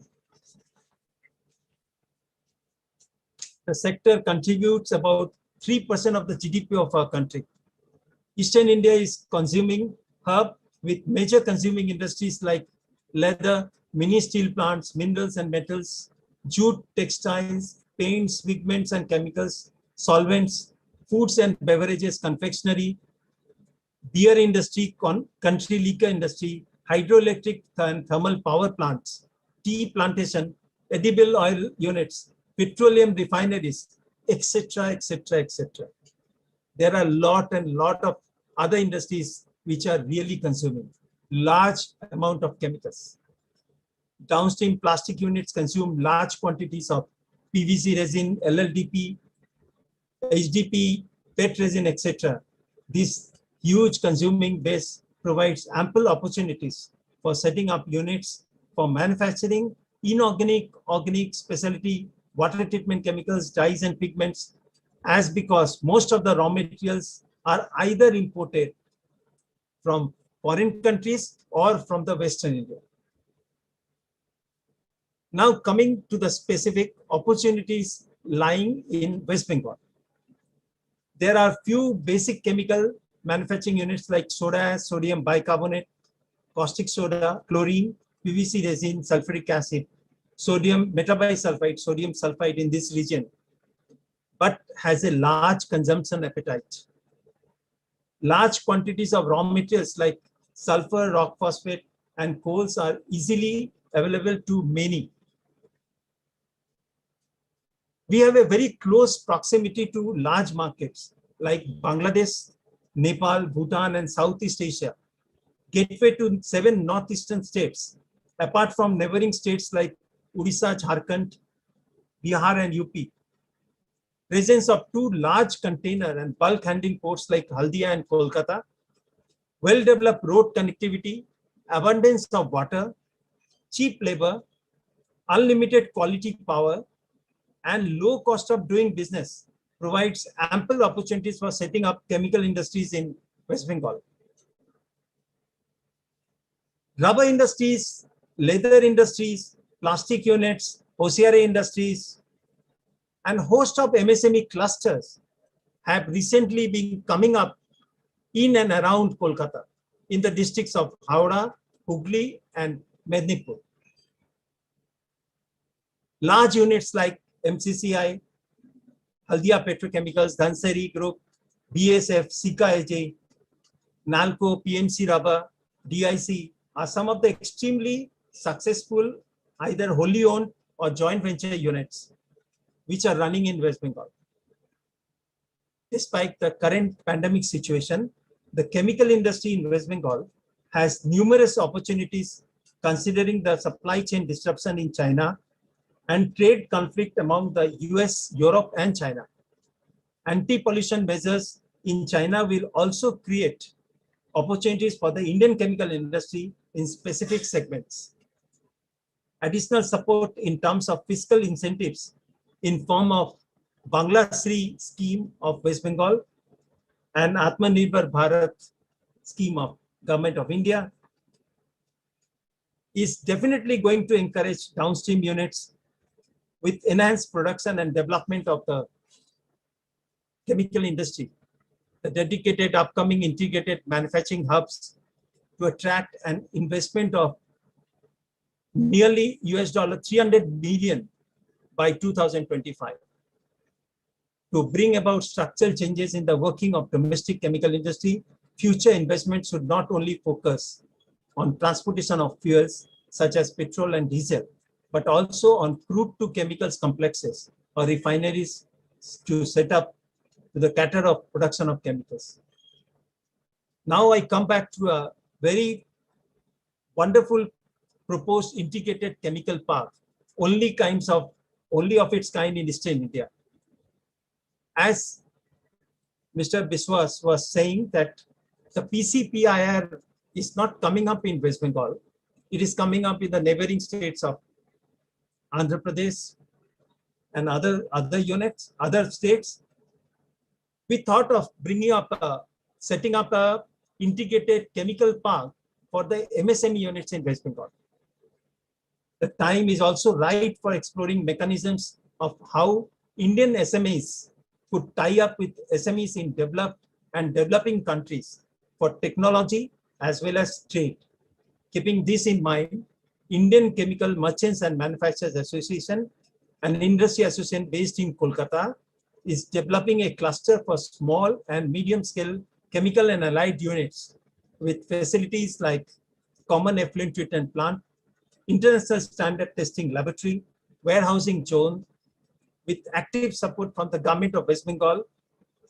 The proposed 400 acres, close to 162 hectares, integrated chemical park is being set up by ICMA in association with MSME and Textile Department of Government of West Bengal, and will provide the right infrastructure and ecosystem to the future of chemical industries for the MSMEs in the state.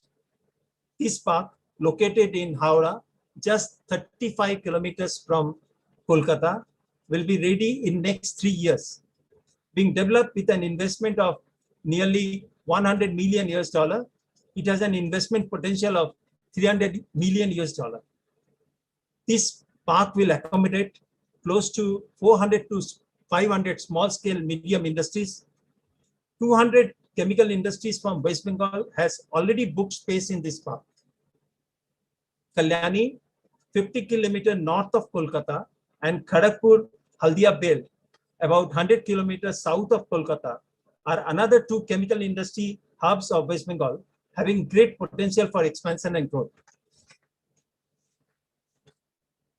So with these chemical clusters coming up, the ICMA Chemical Park, and lot of consuming industrial clusters, we foresee a major shift in manufacturing processes rather than only a consuming hub, only bringing material from some foreign countries like China or other countries, or bringing materials from Western India. We of our own will start and manufacturing in MSME, which forms the backbone of the chemical industry in West Bengal. With these words, I do hope that MSME industries in West Bengal will see a much better future in coming years. Thank you so much. Thank you, Mr. Kothari. Now I will invite Mr. Tony Thomas. He's the president of Polythio INC based in Toronto, Canada. And Mr. Tony Thomas will speak on the new realities of global chemical industry, Indian industries, USA and Canada. Over to you, Mr. Tony Thomas. Yes, Tapan, thank you very much. 1 second, let me share my screen. 1 second.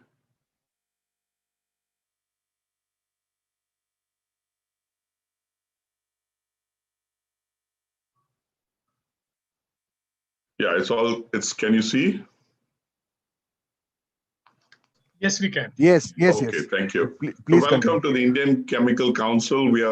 My name is Tony Thomas from Polyrio BioFirst group of companies from Toronto, Canada. I'm originally, of course, from India and been here for 25 years in the chemical industry for almost 40 years now. And I'm glad to be present on this forum as a speaker. Thank you, Tapan. Thank you, the Indian Chemical Council and the Indian Chamber of Commerce. Want to briefly talk to you about the new realities of the global chemical industry. Of course, as many stalwarts in the industry have mentioned, that chemical industry is the mother of all industries. And this has been affected pretty badly by, things have changed a lot in the last last year, mainly due to COVID. COVID-19, the pandemic has affected the entire industry, many advantages and disadvantages too. The main disadvantage being lockdown has forced people to stay indoors. The consumption patterns have changed. But all in all, chemical industry has been thriving. But initially in Q1 in last year, 2020, when COVID began, the market collapsed, the chemical market I'm talking about, the oil industry collapsed. But then a lot of people started thinking about innovative ways, how to sell, how to move ahead with life. Life has to go on. And that also led to increased digitalization. But because the consumption had slowed down, there was an oversupply position, and there was a gradual recovery. But thereafter, in the US and Canada, and even Europe, there were some environmental disasters causing force majeures, in the chemical industry per se. And that led to a tandem effect on many, many raw materials. Or also people, because of COVID, people were stuck at home and there was shortage of labor. This led to a lot of raw materials and prices increasing and shortages also. But this finally, this also leads to was leading to a shakeup in the global chemical industry. That with all what is happening in the pandemic, the shift from China to India as a source for the basic chemicals, that even US and Canada now is dependent more on the Indian chemical industry. I'll come back to explain to you who we are, and Polyrio or my group of companies. So we depend, of course, now more on India as a source for chemicals to fill in the blanks, like which, of course, US and Canada, here or Europe also, they're all the big suppliers. But India, we depend on them for a lot of critical raw materials in the chemical industry. Now, with this also, with the shakeup in the chemical industry, there's a lot of mergers and acquisitions going on, and a lot of small, medium organizations are being merged together. A lot of venture capitalists and private equity companies are picking up different companies. There's a lot of opportunities for smaller companies. And also there's a lot of digitalization going on more into the B2B. Chemicals are being sold on a B2B platform, like what we're seeing today. That this is a good, very nicely done program today, what you guys are doing, it's very nice. But what is more important is, like, what is affecting the industry today is the freight cost. Because I want to buy from India, but the problem is today, freight is putting, all these, costs are shooting up, and undependent also, because today the freight of a container from India to this part of the world is extremely exorbitant. This creates, and also it's taking too much time. It takes 2 to 3 months to move chemicals from, say, India to USA or Canada. And this is creating a supply chain disruption, that's really worrying. So that leads us to deglobalization and supply chain localization. So earlier it was globalization, that world is a village, but now because of what's happening in the freight industry, that it is leading to deglobalization and supply chain localization, which is a critical factor, which we got to think about. How long this will continue, I don't know. But I think as an industry, what can we do, like the chemical industry as a whole, even from India, you guys have to force these shipping companies to reduce the freight rates, which have gone up astronomically high. And there's no logic to this. How can the freight rates increase so much when there's so much capacity? That you have to put pressure, government level pressure, to reduce these freight rates that are global. Otherwise it affects exports from India, to US and Canada too, the chemical industry. So this, otherwise people will start looking for alternative supply chain, local things. We are very happy to work with the Indian chemical industry as a valued partner. We, especially in US and Canada, especially as these days there's a shift from China to India, as I mentioned. So we depend more on the Indian chemical industry. We help many Indian chemical industries partner and sell into US, Canada, and Mexico.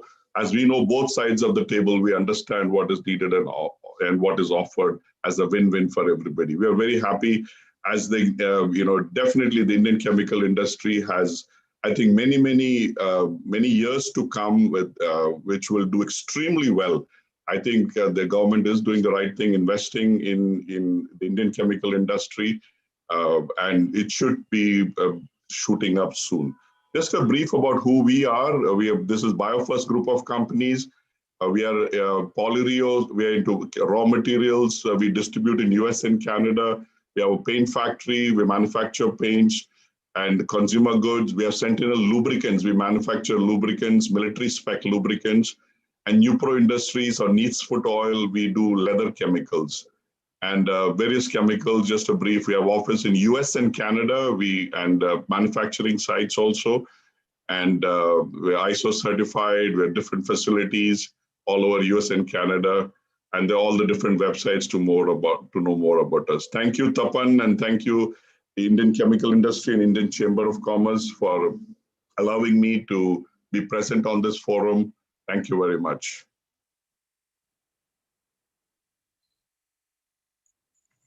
Thank you, Mr. Thomas. Thank you. I will now invite Mr. Nilotpal Kaur, the Managing Director of Master Builders Solutions India Private Limited. And Mr. Nilotpal will speak on the innovation through chemicals for the construction industry. Over to Nilotpal.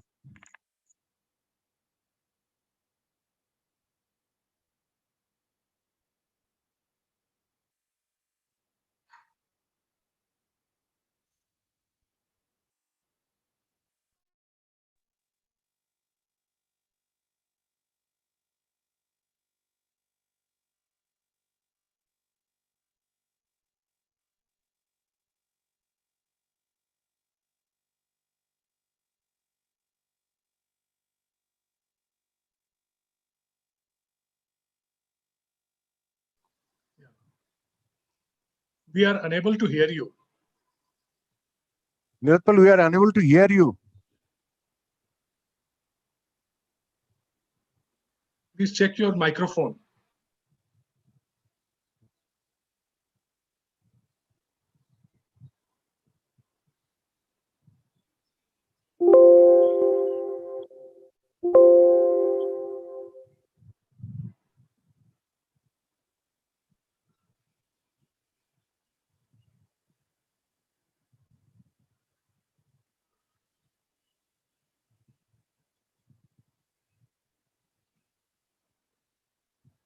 Please check your audio in your computer. Just check the audio, the speakers.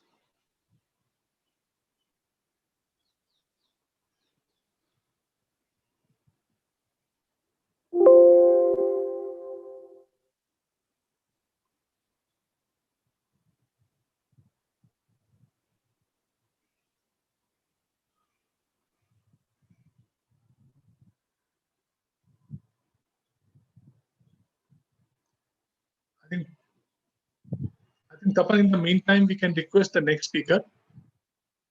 I think he's having some network issues. Yeah, okay. I think Nilotpal will rectify these come over the difficulties. Sure. So we are. Nilotpal, are you okay? He's not here. Okay. I think he got locked out. Oh yeah. So I am requesting. Mr. Shankar is here. Yeah. No, I am requesting Mr. Shishir Kumra, is Executive Director, Global Products Compliance Europe EB, and he has worked for quite long time with the ministry, and he's a part of technical committee for making the Indian chemical industry regulation and policy. Mr. Kumra will speak on chemical regulatory update on the draft of Indian CMSR. Over to you, Mr. Kumra. Thank you. Can you see my screen? I just shared it now. Yes, we can. Yes, we can. Thank you. So, please make it full screen. I'm doing it. Yes. So, it's a pleasure to be on this platform, and it was nice to hear to Mr. Goenka and also from the Haldia Petrochemicals, which are very closely associated with us also for a long time now. So we are working with both these companies for a long time, and we are, in addition to them, we are working with another 1,200 Indian chemical companies who are, to whom we represent in their regulatory compliance in Europe, in Korea, in Turkey, in UK, and other parts of the world.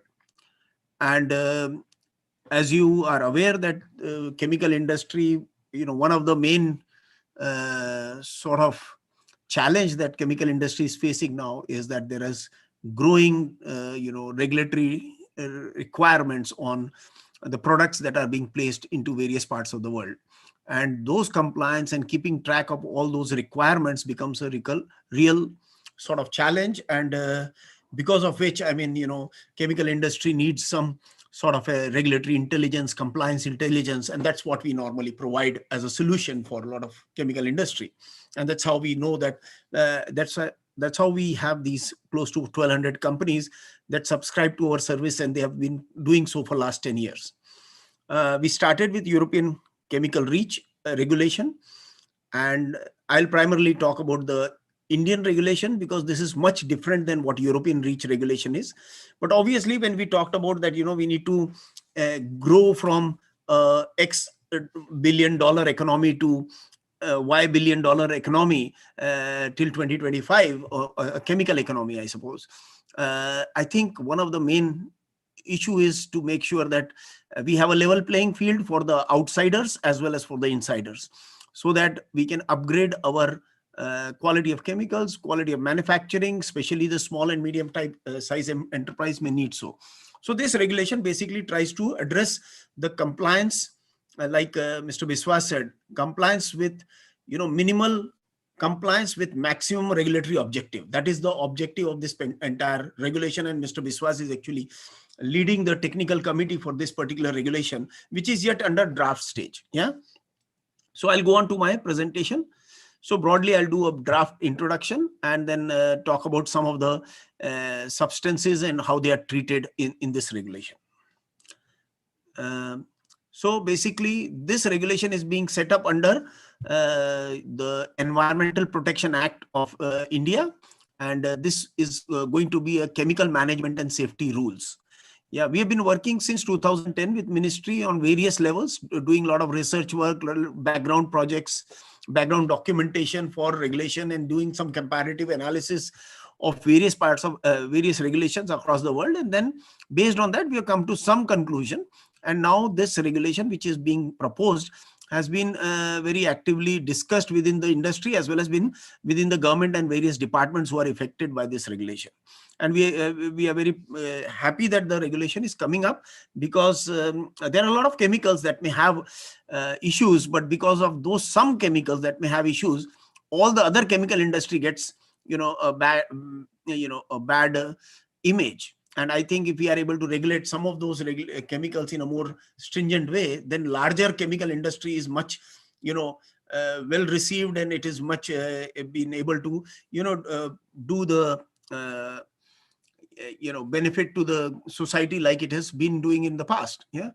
So within the regulation, there is a proposal to set up a national chemical authority, and this will have various divisions. A steering committee, which will look into the more administrative part, and scientific committee will look into which are the chemicals that needs to go for stringent compliance, where rest of them may remain with a broader regulatory compliance, basically providing basic information. So what we assume is that around 80% of the chemicals will go for basic compliance, whereas some 20% of chemicals may require some stringent compliance, wherein registration may be necessary. So all may not require to register. Then finally, there is a risk assessment committee. So these are the three main bodies of organs of the National Chemical Authority. Further, it is supported by 8 units, which are listed on my screen: chemical, toxicological, socio-economical, technology unit, IT unit, basically. Those are the various type of units that will be established within this proposal. So the ICMSR has basically these 6 chapters. So first one is the general chapter, definition, objective, and scope. Second one is the setup of the authority. So that's more bureaucratic issues, what type of elections, who will be part of which committee, and what are the qualifications, etc. Third chapter is the most important one, and that's the newness of this regulation, that is notification, which is everybody has to do. Registration, some have to do. And in case from registration we identify that some substances are potentially harmful, then they may go up for restriction. So those are the things that are covered in this chapter 3, which I'll elaborate a little bit more. And chapter 4, which is safety and accident preparedness, this is an adaptation of an existing regulation into this chapter, which is manufacturing, storage, and import of hazardous chemicals rules, which is already existing in India for the last several years, and also the chemical accident preparedness and rules that are also there. So these 2 rules are clubbed into this chapter 4, and once this regulation comes into force, those rules will cease to exist. And then chapter 5 is basically a small chapter where packaging and labeling instructions are given of the chemicals, and then finally the miscellaneous chapter. So this is the overall structure of the current regulation. Obviously, manufacturer, importer, or authorized representative. So authorized representative for non-Indian manufacturer can be appointed, and this authorized representative will take care of all the compliances on behalf of non-Indian manufacturer, whereas Indian manufacturer and Indian importer have to do the compliance. So what is notification? So you may be complying with various regulations in India for, in chemicals, agrochemicals, cosmetics, other places, but yet you need to notify within this regulation. So that is, you're not exempted in case you comply with other regulation. Polymer as such as a special case, which is not yet defined in this regulation, but I think that the next draft, the final draft, when it comes, it will be clarified, and how the polymers would be treated within the regulation will be clarified. The notification period, initial notification period, is of 180 days, and it starts 12 months after the regulation comes into force. So 12 months after that, it will become, the notification period will start, and then basically you have approximately 6 months to do the notification. And if you don't notify in the first notification period, then you will be considered as a new substance. You will have a requirement of 60 days prior to placing on the domestic market. You have to do the notification procedures. So that is a difference in case you don't manage to notify in the first 180 days of the initial notification period. There's a notification fee that is applicable according to the size of the company and tonnage of the notification. So if you are notifying within 1 to 10 tons, there is a different fee. And if you are notifying over 100 to 1000, then there's a different fee. Yeah. So annual reporting is required by each notified chemical within 60 days from the calendar year. So 60 days from 31st December. Yeah. So that is 29th February in case, or 1st of March each year. Yeah. So that is the requirement of annual reporting, wherein you will report for that chemical how much tonnage that you produced and you placed in the market, and who are the downstream users of those chemicals. And whatever will be notified will form the Indian chemical inventory. That is the objective of this particular regulation. And once you have done the notification, you receive a certificate of notification, which will be your certificate of compliance and proof of compliance, basically. That will be issued by the National Chemical Authority. So this is just a template of the notification, what type of data will be required in notification. So, Schedule 5, which is on my right-hand side of the screen, that is the actual snapshot from the regulation, whereas, the key data requirements are basically notifiers detail, your contact details, legal entity information, substance identifiers, CAS number, EC number, IUPAC number, name, impurity profile, tonnage, band in which you want to submit the notification, substance structural detail. These are the spectral details that you need to provide, like HPLC spectra, or FTIR, UV visible, NMR, those type of things. Hazardous classification of the chemical, uses of this chemical, downstream user of the chemicals in India, and maximum storage capacity in case of you're placing it, you're manufacturing in India in that case. And the safety data sheet according to UNGHS, United Nations Globally Harmonized System, 8th revision. So that is the requirement. So this is all the data that you need to submit.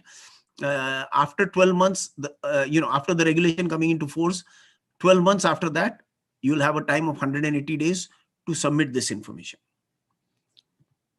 So the notification fee will vary between 1 to 10 tons to 10 to 100, 100 to 1000, and greater than 1000. For MSME, it is 10,000 rupees to 2.5 lakh rupees. And for large, it is 25,000 rupees to 6 lakh rupees according to the tonnage band. So intermediates are the substance that are not, reacted and then they don't exist in the final product. So when the intermediates are there, because they are not directly exposed to the consumer, therefore their regulatory requirements are much lower. And they will, for intermediates that are less than 1000 tons per annum, they will require a basic registration, that is just basic physical properties and of the substance, no toxicological information, no ecotoxicological information. That basic data will be required, because as I said, that intermediates will not be exposed to the consumers, general population, and therefore the stringency in the regulatory requirements are lower in this case. Yeah. Then downstream users of any chemical will need to check that, I mean, when they are buying a chemical from somebody, that the supplier of the chemical has complied with the regulation. So they need to make sure that your supplier has done the notification, he has shared your notification number with you, so that you are assured that the substance is compliant, and therefore you are not in any problem. Otherwise, it becomes your responsibility as a downstream user to make sure that you are complying with the regulatory requirement. So there is another section, which is the most important part in this case, is the Schedule 2 of the regulation. Schedule 2 of the regulation is the list of chemicals which is assumed to be, or at least which is known based on the current information to be hazardous, to be problematic to human health or environment. And this is a list of today of 750 chemicals in Schedule 2, but this will be increasing once, from time to time, more chemicals will be added to this. Yeah. So what is a priority substance? In Schedule 2, the substances are included are the priority substance, and priority substance are basically CMR category 1 and 2, that is carcinogenic, cancer causing, mutagenic, and reproductive toxic substance, which are categorized as category 1 or 2, or specific target organ toxicity with repeated exposure or single exposure, again category 1 and 2. So these two definitions, if the substance meets, then basically they will be categorized as priority substance. Or the substance is persistent, bioaccumulative, or toxic, or very persistent, very bioaccumulative. So again, those definitions are met, then the substance is considered as priority. So if I check the, based on the data that is generally available from various portals, so there are around potentially 4,700 substances that could be implicated as priority substance. But not all priority substances are included in the Schedule 2. Yeah. So not all priority substance will be having a stringent regulatory requirement. Then the priority substance will be having additional requirement in addition to having that annual reporting and submission of notification. They will also have to do a labeling and packaging requirement. They need to meet the labeling and packaging requirement when they are transporting those chemicals within India or across the borders. Yeah. And obviously, in case these chemicals are being placed in India from outside India, then they need to have a 15 days prior import notification to the relevant port authorities. So these are the two additional requirements when you are a priority substance, which could be any of those 4,700 substances, which is based on our screening. Yeah. So what happens? That some of the priority substance will end up into Schedule 2. Not all, some of the priority substance will end up into Schedule 2. And when they are in Schedule 2, then the regulatory requirements increases drastically. You have a requirement to register this substance. And you need to register 18 months within after the substance has been added into the Schedule 2. So that is a very strict deadline. 18 months is a very short period to prepare an entire registration dossier. People have requested for some relaxation in this timeline, but current draft is indicating 18 months. Maybe in future we have better information, and probably it will be increased to 24 months at least. Yeah. So the requirement, obviously, when you do registration, you need to fill up a full technical dossier. That dossier will be including toxicological information, ecotoxicological information, physical information of the substance. Yeah. And then you will have a full chemical safety assessment report also included with the dossier. So these are the additional requirement when you are having your substance listed in Schedule 2. So then finally, there are some substances which may be restricted or maybe prohibited. Yeah. So registration once the registration dossier is submitted, it will be evaluated by the risk assessment committee, and then based on the assessment, they will decide whether it can be further categorized as hazardous substance, or a restriction may be applied to certain uses of that substance because it is being used by, say, vulnerable population, pregnant women, child, elderly people. So those are the vulnerable population, and if that substance is being used by them or they are coming in contact with those type of vulnerable population, then obviously they may apply certain restrictions on those uses of those substances, or it may totally be prohibited, or it may have no further action required. So that we assume that most of the cases that will be the case, but in some of the cases they may end up into these three categories, being further categorized as hazardous substance, or may apply some restrictions, or may be prohibited. So restriction or prohibition substance list is schedule 6, I suppose, and hazardous substance will be listed in schedule 10, 11 and 12. These are again directly copied. Currently they are directly copied from the manufacturing, storage and importation of hazardous chemical rules. Yeah, so that is this lists are already directly adapted from those rules, so there are no newness in that case. But in future the registration dossier may be evaluated, and some more chemicals from those registration dossier may be added to this list. Yeah, so that's the current information. And in case your substance is restricted, then if you want to apply for using that substance on those restricted uses, then you'll have to apply for an authorization, which you will get for 4 years if you have proper justification, and authorization fee is close to 10 lakh rupees. And you may get one more extension after 4 years in case you have proper justification. But this authorization period is only for you to replace and move to a more safer chemical, rather than, it's not just for selling this chemical for 4 years or 8 years. This time is available for you to find a replacement or an alternative to these chemicals. But ideally, you have 8 years more time once the substance is in the authorization list. So when the substance is considered as hazardous, obviously there are special requirements. Transport of hazardous chemicals requires tracking and communication system and proper labeling according to the regulation. Yeah, so proper tracking is required so that anything goes wrong, the authorities can immediately act, and also the owner of the logistic company, or as well as the chemical supplier, can take the necessary action. Yeah, safety audit of the installation is required within 6 months of the regulation coming into force, and thereafter every 2 years. Yeah, site safety report obviously has to be prepared and should be shared with various stakeholders. Isolated storage requirements, storage quantity thresholds are applicable. Isolated storage and quantity thresholds are applicable for certain substances that are identified as hazardous substance. Yeah, on-site and off-site emergency preparedness plan has to be submitted within 3 months of the regulation coming into force, and a mock drill is required every 6 months thereafter.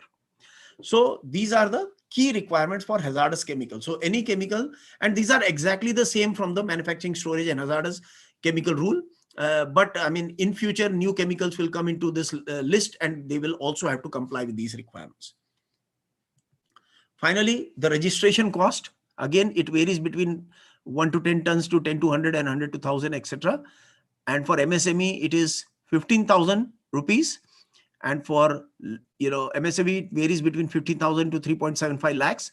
And for large companies, it varies for 37,000 to 9 lakhs, depending on the tonnage. Yeah. The additional fees for confidentiality claim, if you want to make certain information not be available on the National Chemical Authority's website or something about your chemical, then maybe you can claim confidentiality. And on those cases, you'll have to pay for each claim, you have to pay around 5,000 for MSME and 1 lakh for large companies. So in summation, obviously you have around 18 months. Not yet. Once the regulation comes into force, you will have 18 months to prepare for your notification as well as for your registration, if you are listed in that 748 substances. So, it's important to actually be aware of this draft rules, check what are their substance, do they qualify the definition of priority substance, see that, and then accordingly, you know what you need to do, what type of preparations you need to prepare for and other things, and then you can plan it accordingly. And if the substance is listed in Schedule 2, that is 748 substance, priority substance subjected to registration, then obviously you need to know that you need to get the data that is required for registration. So sometimes you need to purchase the data because you can't do animal studies repeatedly. Yeah, so you'll have to purchase this data and you have to prepare your dossier, or you can have to take help from various consultants. Yeah, so that is where I think you need to also check and see and start preparing, because 18 months is a too short period. And in case it is hazardous substance, then you have different requirements on storage and thresholds, etc.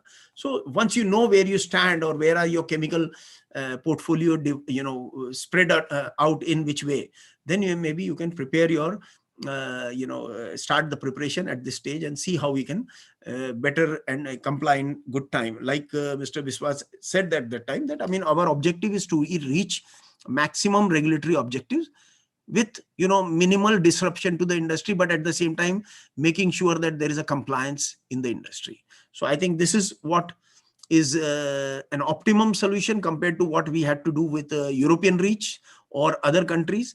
This in that case is a little bit of an innovative approach that government has adapted in this case. And then finally you can be updated on these various regulations on these two websites that are there in this slide, and you can every time visit us on this website and ask for any questions. So in case you want to have any further contact, please do get in touch with us on these contact details. We'll be happy to make any response to you that you may need. Thank you, Tapan, and thank you all the organizers of this event. Yeah. Thank you very much, Mr. Kumra. Now I will invite Mr. Nilotpal Kaur to give his presentation.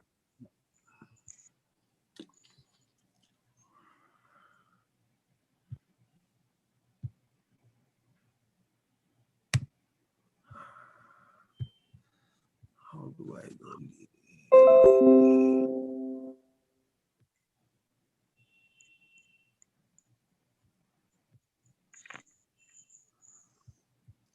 Hello, can you hear me now? Yes, you can. Yeah, but just wait. I think Mr. Kumra is taking out his slides. No problem. I just wanted to make sure I'm audible, because yes.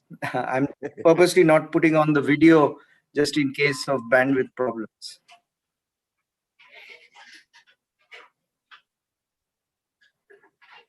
Hello. Have I removed my slides? I mean, I don't know. No. You just close your presentation.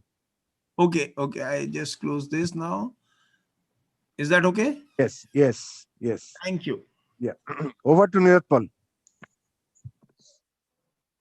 Yeah, I hope you can see my slide. No, you share. Now it's okay. Make it a full screen.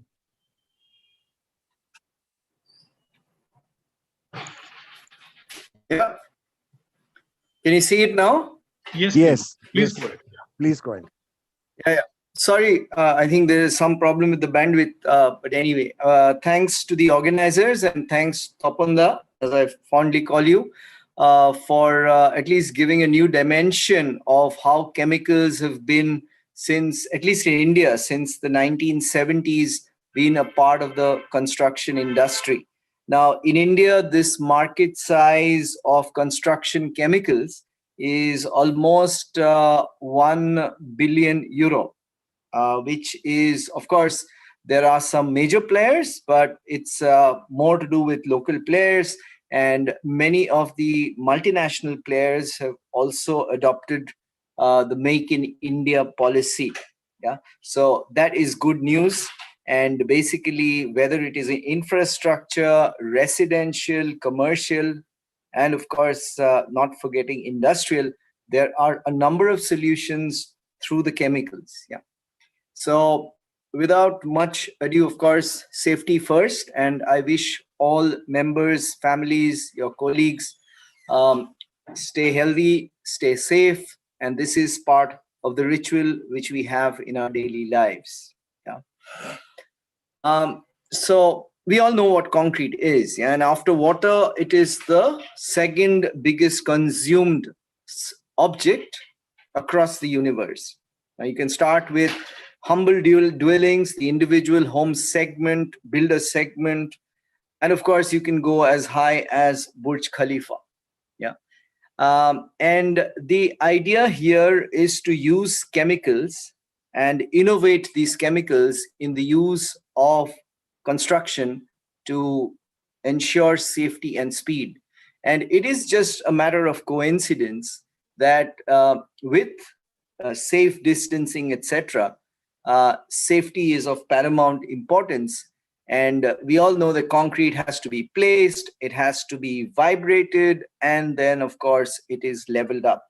Now, here comes a unique innovation through the aid of chemicals, where you don't have to vibrate it, and you actually reduce your manpower by at least 50 to 60%. And there are quite a number of landmark projects done in India, because we always, try to, give references of overseas, but these have already been applied in India for the last 10 years. And it's all about trying to use some chemicals. We can ignore the brand names, but it's about ordinary concrete, how fast you can actually place it without the aid of compaction. That means you save energy. And every company now is looking at having a sustainable strategy towards ESG goals, low VOC, work efficiency, reduction of power, etc. And this comes in very handy because it is both ecological, so low cementitious content, and you know that 1 ton of cement which is produced, it is actually emitting about 800 kilograms of carbon dioxide. So here is a chance to reduce the CO2 emissions. It is ergonomic, and therefore the vibration and the fuel associated, or the electrical power associated, and it's also very comfortable, because workmen actually don't have any issues related to muscular pain, etc., because it is just self-flowing. So this type of concrete is a very stable concrete, and it can be used in a very normal concrete condition across all industries, whether it is infrastructure, commercial, residential, and that is basically the essence of smart dynamic concrete, which we refer to as the concrete wearing the jeans. Yeah, because ultimately, whichever industry we are in, it all starts with construction, and possibly it's not a very dashy industry, but there are a lot of novel ideas done with chemicals in construction to actually put it in a different level. And I can share you this video. On the left side, you will see the combination of smart dynamic concrete and the conventional concrete.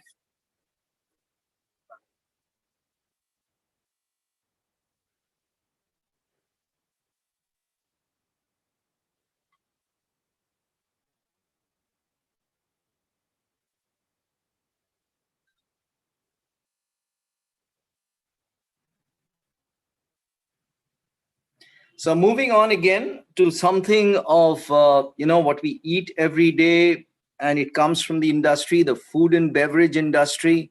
Food and beverage industry require very hygienic conditions, as well as they require jointless flooring, which is very important. Now, this product or technology, which is a polyurethane concrete referred to as Ucrete here, is basically a 52-year-old technology, which started around the 1969, and millions of square meters across all the big names in the food and beverage industry have been used, the meat processing industry, etc. Yeah. And the main advantages is a combination of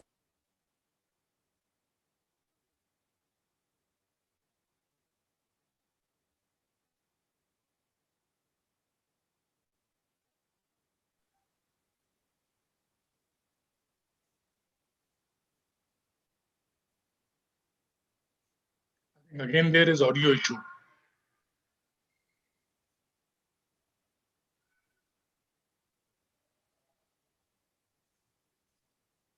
Mr. Kaur, we can't hear you. Yeah, 1 second, there is some problem.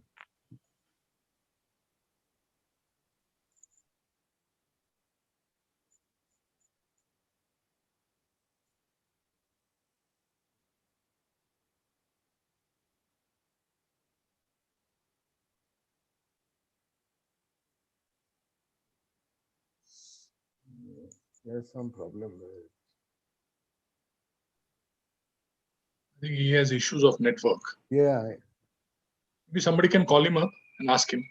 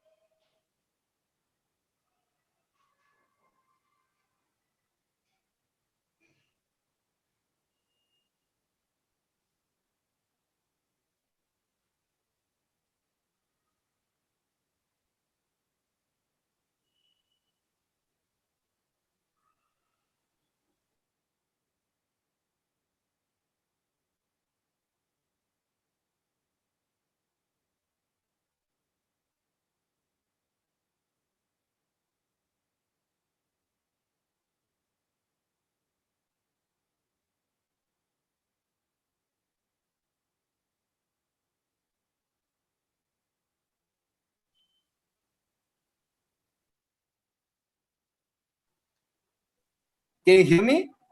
You can't hear me? Yeah, Yes, we can yes. hear you now. No. Please go ahead.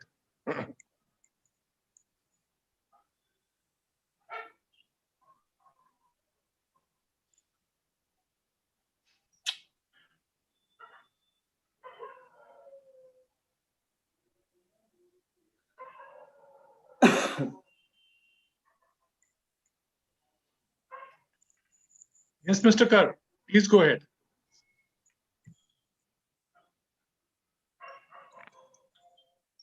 No, I think you. No, I think you have to conclude it. It's embarrassing. It's embarrassing. Kichu had a problem. Anyway, thanks. Take care. Okay. Okay, Tapan, let's go to the next Yeah, one. there is. Yeah, he has some problem of the of the net. So I'm going ahead. Now I will invite Mr. Shankar K. He's the CEO of Nicer Globe, and he will throw light on the logistics and transportation of the chemical industry. Over to you, Mr. Shankar. Thank you very much, Mr. Tapan. Am I audible? Yes. Wonderful. So if I'm allowed, I would like to share my screen. Yeah, you sure. Please.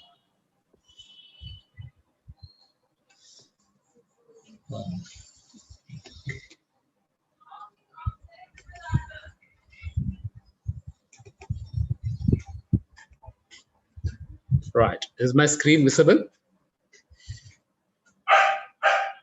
Yes. Thank you very much.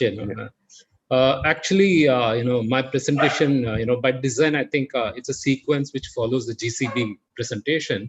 So, I mean, logically, that would have been that is an apt process, and I think I'm there now. So, from that point of view, basically, the GCB spoke about global compliance in terms of the product. Here, when I'm talking about Nicer Globe, it's about compliance as well, and in the context of the transportation, and from what you could, sorry, from what you could hear, what was being said as a draft, probably some of those you would be seeing in my presentation is already been implemented or being practiced by quite a many industry players. So this is an initiative of the. So I'm just setting up what is Nicer Globe. That must be the curious from the participants. So it's an initiative of the industry and the Indian Chemical Council. So it adopts a practice in terms of the transportation for hazardous goods and waste, in terms of what are best possible international practices and regulations. And most importantly would be in terms of the golden hour response. That was something which was spoke in the earlier presentation as well, on site and off site. But here we are talking about off site response during an on-road emergency. And most importantly, to create a responsive and responsible community and build a safe culture amongst the stakeholders. But having said that, at the end of it, I mean, it delivers efficiency to the process. I think that is most important. So that's what NISA does. What it is, how it is being done is something which you may see in the following slides.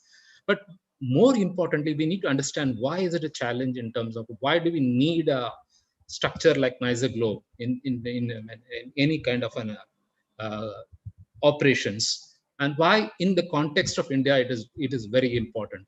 One of the things which I may say here is that there are no standard codes in terms of the transportation which most of the countries follow outside India. When, for example, if I may say ADR is followed widely in Europe, and TOD is followed in US, and Australian goods transport is something which is followed in Australia. And likewise, I can go about many countries have this practices, but per se in terms of the India, with related to the chemical transportation, there's little too less in terms of what we need to see as a process and compliance. Having said that, in fact, the chemical transportation falls into the multiple industry. You have a petroleum, you have chemicals, you have environment, you have surface and transport. So there are multiple ministries are involved in terms of the process and policies related to the chemical transportation, which pose a challenge in terms of its implementation and effective monitoring. With respect to the, I can just give one example out here. At the recently, probably we all know that there was a scarcity in terms of oxygen, and primarily the oxygen movement happens from the eastern part of the country.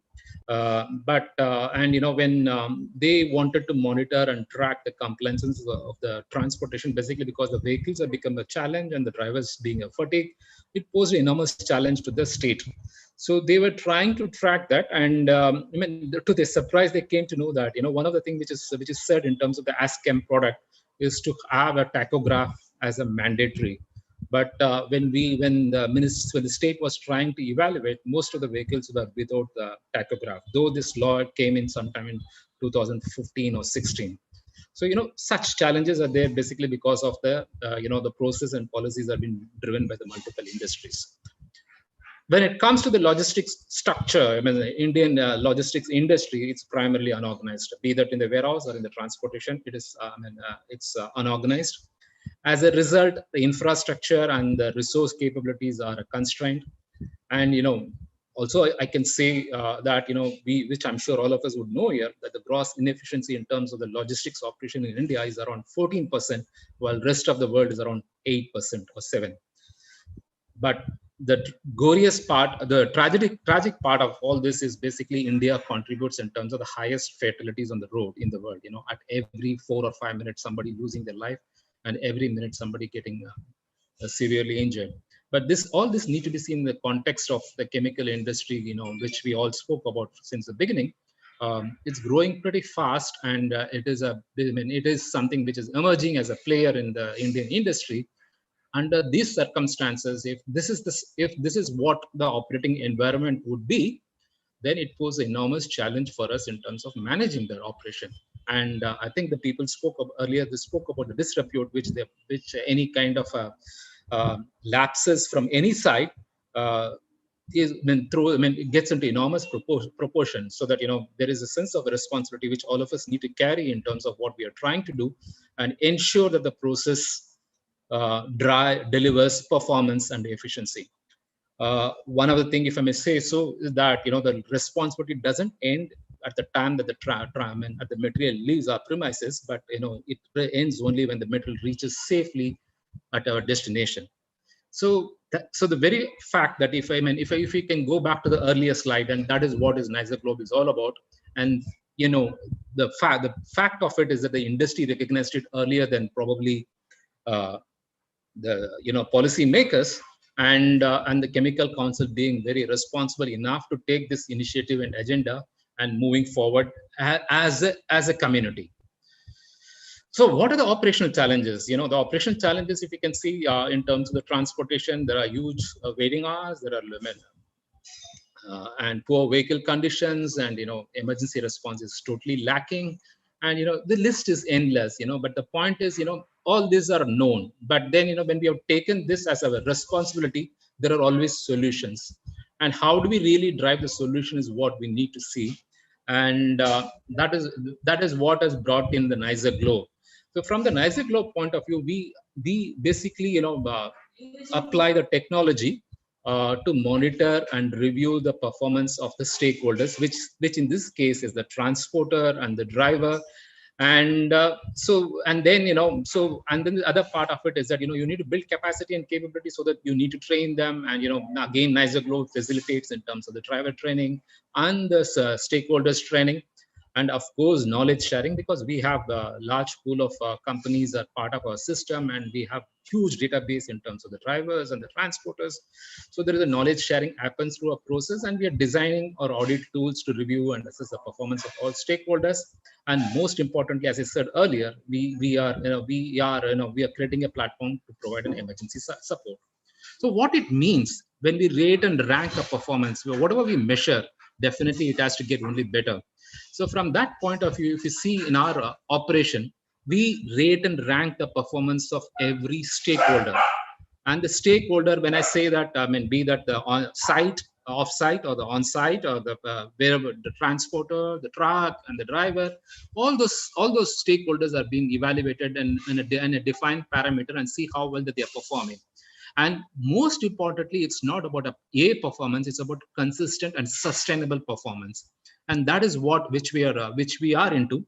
And since we are being an Indian Chemical Council, we are representing a federation, we are part of the policy making and influencing the lawmakers. From the, we are trying to develop a transportation code, so which would follow more in terms of, as I said, the international standards that which the earlier speakers spoke about. So we will see that also happening in our country as we progress. So as I said, Nicer Globe, this has been the focus area. And coming to the point of the emergency support, which is very critical from a chemical transportation, we have about 80,000 product plus which is being transported. I mean, not everything need to be highly hazardous, but definitely most of it are hazardous. So from that point of view, there is a 24/7 control center which works on all the 365 days. This is a common practice which you see across the world. So this system helps in terms of monitoring and activate the system, and we keep all the database with them, so that they are able to support them in during any emergency. Now this team can speak in multiple languages. This is something, as I said, it's not unique. It is something which is well established in other parts of the world, and we have adopted that as well. But what is unique, and particularly in the context of India, is all about emergency response team. So we are going to soon launch our emergency response team, which has about 2 persons who on road, when there is an incident, they would be able to provide on-road support during an emergency. So as I said, we have identified 15 odd locations as of now, and there are 15 teams have been placed, and this number will go up as we progress, and make sure that we have a pan-India presence as we travel.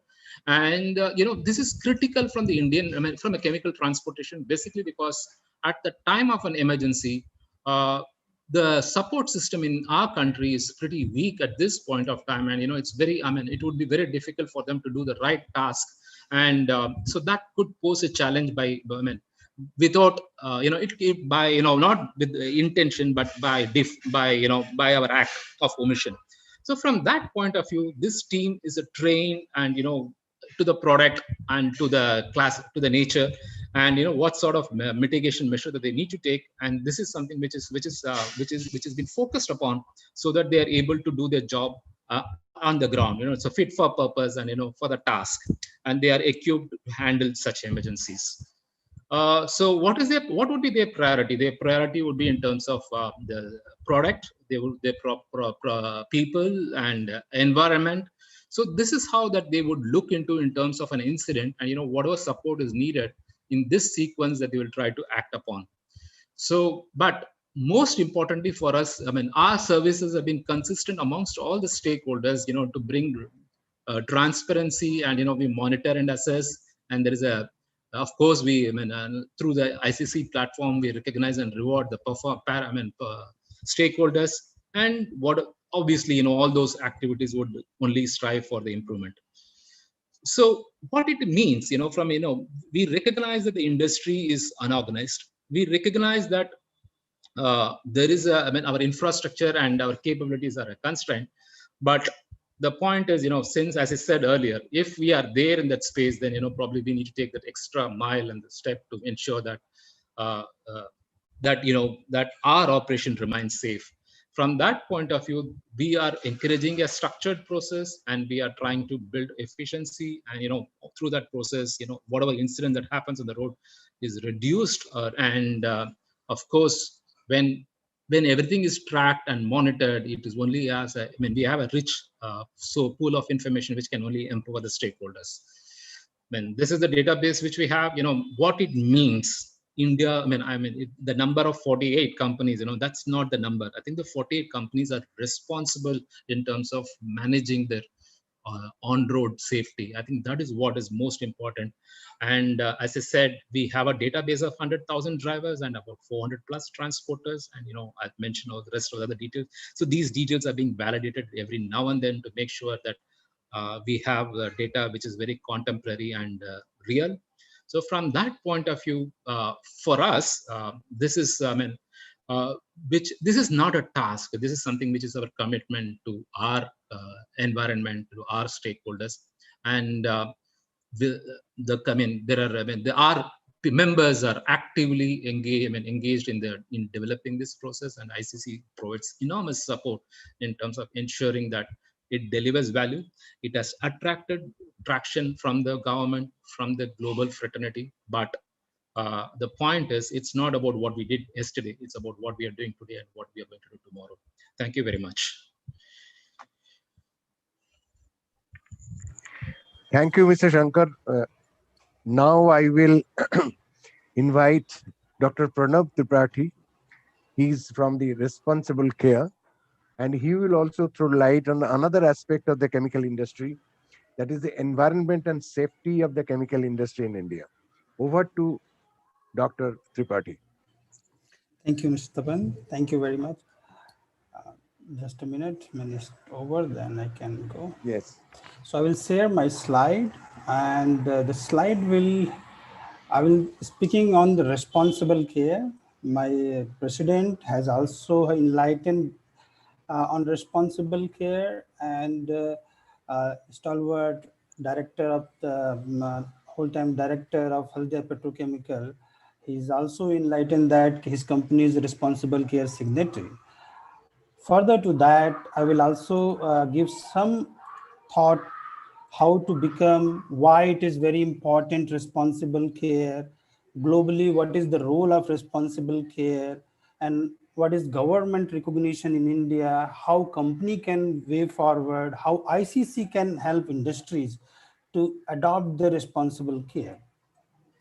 So for most, before moving towards the talk, just want to add from where it started, responsible care. Responsible care, the catalyst was India. The catalyst for responsible care was India Bhopal gas tragedy. Everyone knows that. But the far away Canadian Chemical Manufacturer Association first time adopted in 1985. And then it's built up across globe. And now at the moment, International Council of Chemical Association is the body who is the flag bearer of the responsible care. Just let me make it bigger. Yeah, the flag bearer of the responsible care globally. And in India or in other country as well, each country have a one association which leads chemical industry. So in India, ICC leads chemical industry as a apex body, and we are the nodal agency for implementing, assessing, granting responsible care logo. So we are in each segments, we help industry, we nurture the industry, and we guide the industry to perform well in segment. And responsible care is whole about what I will tell you. Responsible care is the Global Chemical Industry Voluntary Initiative. Please note, voluntary initiative, which stands for, means you are not forced to adopt any regulation. You are not forced to follow anything. You are voluntarily adopting some mechanism, some methodology which help you to sustain longer and perform excellent. So that's all about volunteer. And it's not just volunteer, it's validated by global chemical industry. So ICCA is the body who flag bearer, and it's validated each and every performance criteria, guideline, requirement of the responsible care.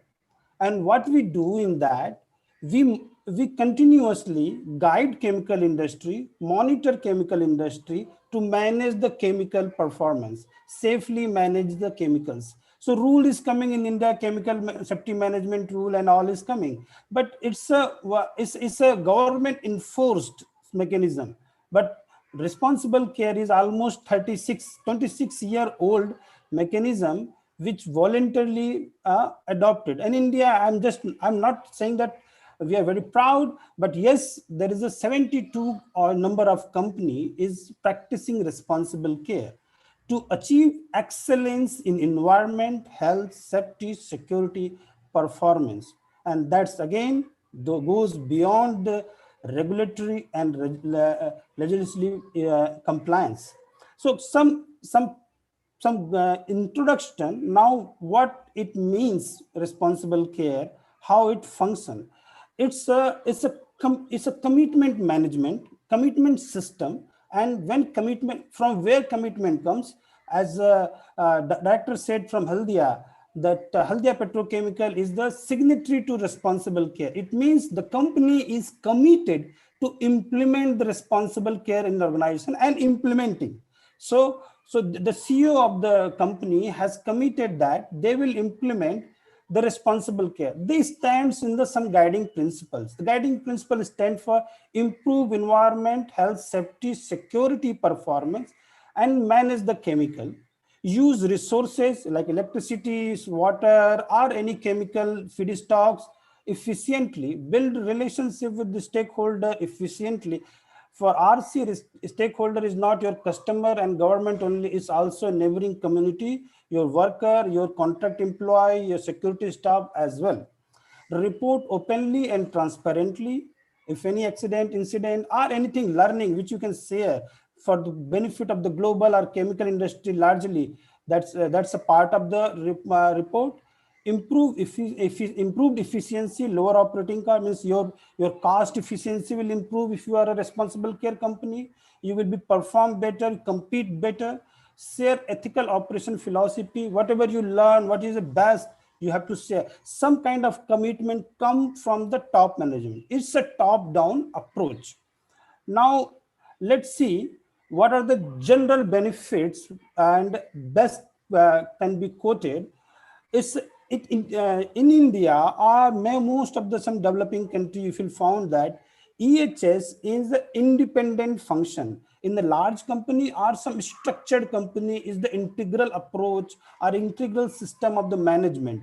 If some company does not have, they need to have the responsible care to integrate their EHS function into the top management approach, and then their growth can be sustained for longer and sustainable path.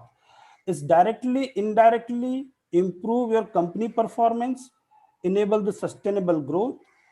International recognition, responsible care is in 70 global countries, 70 economies, and they prefer to business with the responsible care company. Improve acceptance, that's a very importance in your surrounding community. As I said, the stakeholder is not only the customer, supplier and government authority. Stakeholder is also the community, and chemical industry always face the challenges with the community. So if you build a relationship under responsible care with the community, your visibility, your presence will be admired by them. And further to that, what government recognize, Gujarat Pollution Control Board gives a 2-year extra consent to operate if you are a responsible care company. So these are general benefits. Let's look what large benefit government is offering and government is advocating. So there is a published national policy on EHS, environment, health and safety, and that policy advocate to adopt and commit to the responsible care for betterment of the employees' safe health. Further to do that, we are in a process and communicating our best performance in the chemical industry with the Ministry of Environment, Climate Change on the responsible care. They are coming up with the National Action Plan.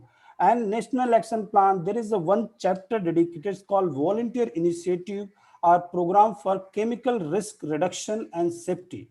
They have advocated that responsible care program company has to adopt for their safe management of chemical. And for that, the entire team of National Coordination Committee has visited one of the responsible care compliant unit and observed that well-managed system to manage the chemicals safely to prevent the accident and incident. So these are the some benefits, but how to go about that, how it function. So let me just give you some example, some idea how we function. Responsible care is a need-based approach. In India, we understand that we need some guidelines, some procedural, some helping hand to give with the company, our industry, which can sustain, which can learn, which can go beyond that, what is need of ours. So for that, we have splitted a multiple approach of the guiding principle of responsible care in the code manners. And there is a 7 code. Each code speaks very well, strongly of the pillars of the sustaining the organization. Process safety, very important. Employee health safety, more important. And pollution prevention to sustain for longer in a society or on earth.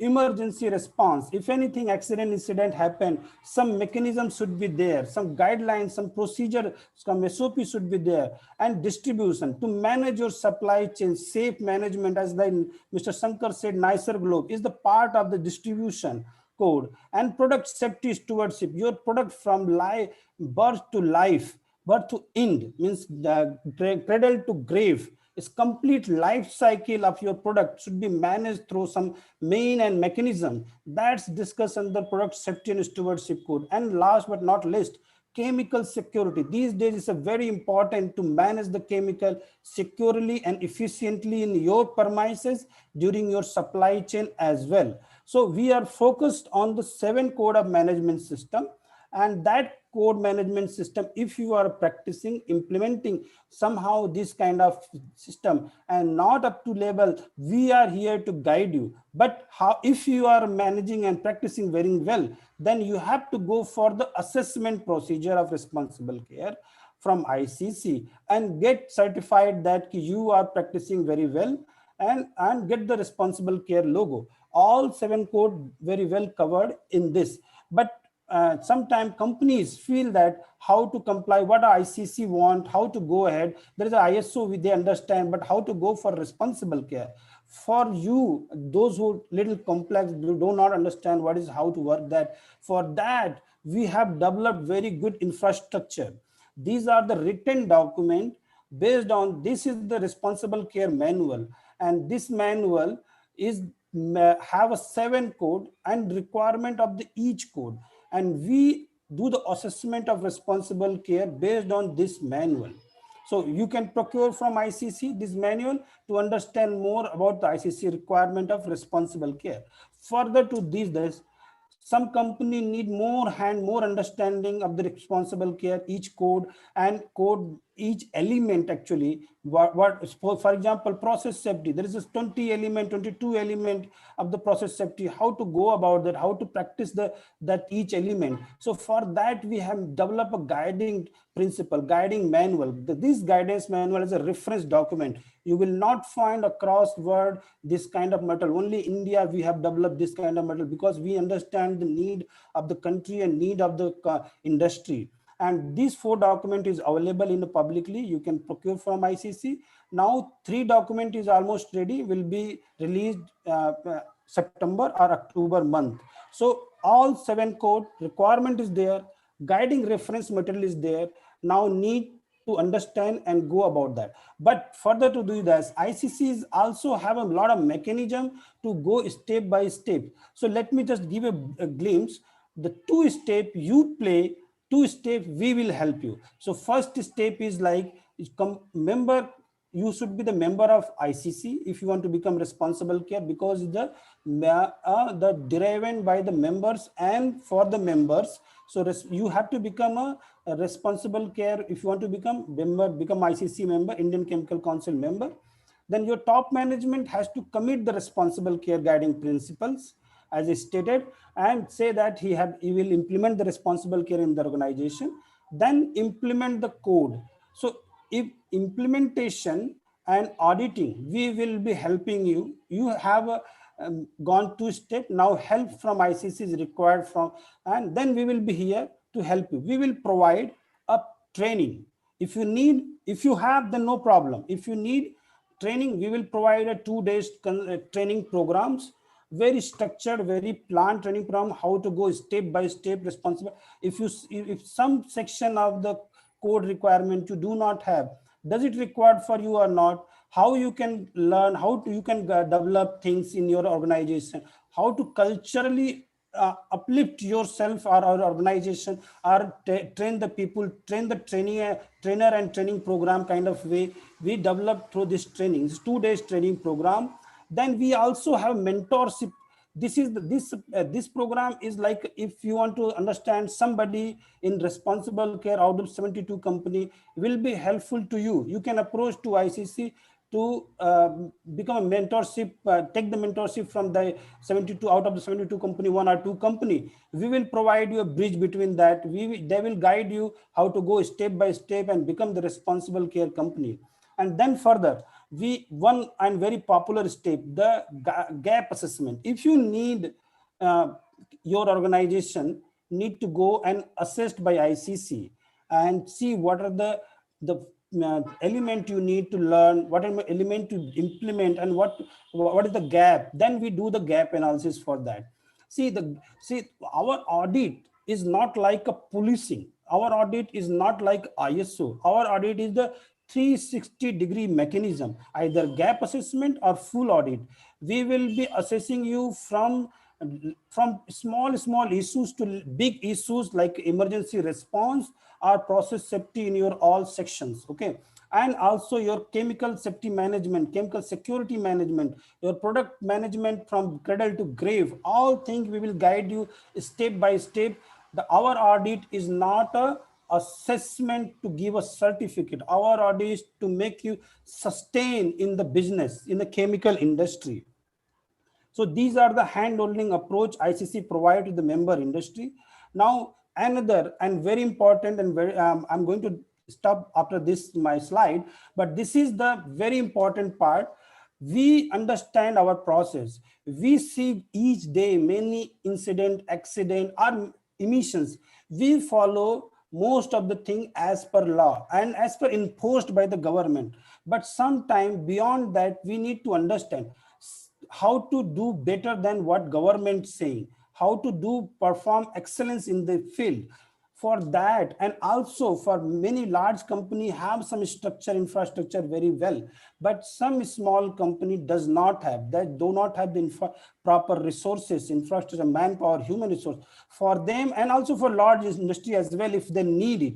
We have developed a very well methodology, algorithm based system and guidance to understand how to collect the data, monitor your environmental safety and security performances.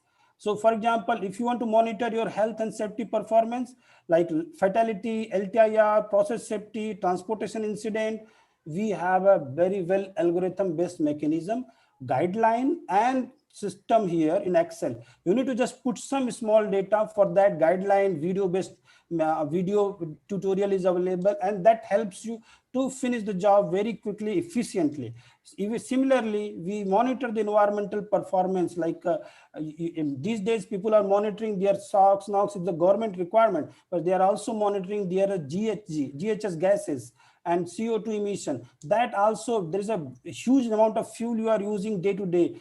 So various type of gases emit from your scope 1, scope 2, scope 3, that all are systematically algorithmically managed and predicted in this guideline and Excel sheet. Then Excel is a tool, and resource, water, energy, all, and then theft, if you have any security issues, then can be also monitored and tracked. These will be not only the monitor and track, it will make a pitch for you to perform and track and comply. So how to go better and better year by year, and you can showcase these data to your customer, your stakeholder, or your surrounding community, how you perform very well in this field. And these are the tool. This is the freely available tool. Other tool you need to maybe purchase, the like of guidance manual or security responsible care manual, but this is the free. If anyone want to learn from ICC the free tool, they can approach me, and I will happy to help you. By that, I will say thank you for giving me the opportunity to the Indian Chamber of Commerce and also ICC to speak on the responsible care. Thank you very much. Tapanda, over to you. Thank you very much, Dr. Tripathi. And now with this deliberation, we are at the end of the inaugural session. On behalf of ICC, I extend my thanks to distinguished speakers, the ICC Indian Chemical Council team, the support team, Mr. Jaikumar and Mr. Kunal and Kavita. My special thanks to Mr. Ashni Sharaf for his guidance and his suggestions always, and all the delegates that are present into this inaugural session. And finally, a special thanks to our sponsors who has supported this exhibition: GPC, Excel Industries, Holdia Petrochemicals, OTB Brazil, Pilothion, Conceptive Energies Managements. So thank you very much for your valuable time and support to make this program. So with this, we are closing this ceremony here. Okay. Thank you, everybody. Thank you, everybody. Thank you very much. Thank you. Almost thank you. Thank you. Thank you.